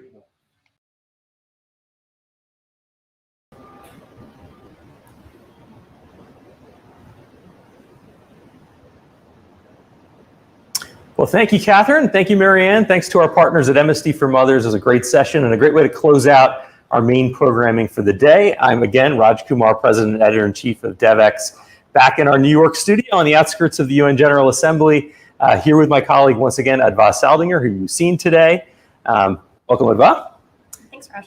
So, what do you think? How has the day gone for you? I think it's been a great day, and we kicked off with that conversation I had with Achim Steiner, and I think one of the things that's interesting is that news is moving so fast. We saw yesterday in his speech at the UN General Assembly, China's Xi Jinping announced that they wouldn't do any more international financing of coal. That's something that Achim Steiner and I had talked about in our conversation. And so I think we'll see where things go from there. Does private sector step back? How quickly we see some of that come into play? And then how do we see financing pathways for renewables really step up into that space? Exactly. And it just cements the fact that this week, this moment here at the General Assembly is a time when pretty big, important decisions are made or commitments are made, announcements get made that start to roll up as we get to the next key milestones in the year and can matter on some of the big issues. You write Devex Invested. It sounds to me like that's a Devex Invested story. Is that a preview of what we're going to see in your next issue? Sure. And for folks who don't know, Devex Invested is a weekly newsletter where we talk about development finance, but also a lot more than that, really the role of business and the SDGs and of sort of market-based solutions to development. And so, yeah, we'll be talking about things like that announcement. I'll be bringing you sort of insights into the conversations I've had this week in New York. So check out Tuesday's edition if you want to sort of get a sense of what the financing and private sector buzz has been. I certainly will. It's one of many great newsletters we have at Devex. If you haven't subscribed, please do so. We've, of course, got the Newswire, which is our must-read daily global development newsletter, and many, many others. I do want to mention our coverage today is not over. Our main session is finished, but I will be back in just about an hour or two at 1 p.m. Eastern for a special session on digital inclusion brought to us by our partners at AARP. It's a really interesting session because there's a lot of conversation on connectivity, but often we leave out older people. And I think this conversation is going to give a new kind of insight for those of you who are not clued into this issue. It's really worth following along. I hope you join us. And maybe I'll just say a word or two about what's coming tomorrow, because we have another action-packed day. In fact, you'll see a little bit more of me. But before I mention my events tomorrow, I want to say that we're going to have an interview with Henrietta Fore, which should be fascinating. She is the executive director of UNICEF, but she has announced her retirement. She's on her way out. So it'll be an interesting moment to hear some of her reflections. I'm going to be doing a couple of interesting interviews. Winnie Byanyima, the UN AIDS chief, I'll be talking with her in the morning. David Miliband, of course, the former UK Foreign Secretary, now the IRC president and CEO. And Martin Griffiths, who's the relatively new UN humanitarian chief. A lot of really interesting insights, I think, to come in those conversations. So I hope you'll stay tuned for those. You've got a session tomorrow too, don't you? Yeah, I do. It's a really interesting conversation looking at sort of UN and private sector engagement and how it's changed and how the UN is working to better work with private sector partners and sort of the real evolution and the need for greater cooperation as the SDGs become more and more important. So that's just a little flavor of what's to come tomorrow, because there's actually a lot more. I do hope you'll join us. I know we have people from all over the world joining. We really appreciate your activity in the chats. You know that we have translation in Spanish and French once again tomorrow, so take advantage of that if you'd like. And a big thank you to all of our innovation partners, AstraZeneca, Bayer, IFAD, MSD for Mothers, Novartis, and the Novartis Foundation, Save the Children, Smile Train, and our underwriter, Rabobank. Really appreciate their support of all of the coverage you're hearing about this week. And we'll see you all tomorrow. And until then, we'll see you on Twitter. And I'll see many of you, if not all of you, at 1 p.m. Eastern for this session with AARP.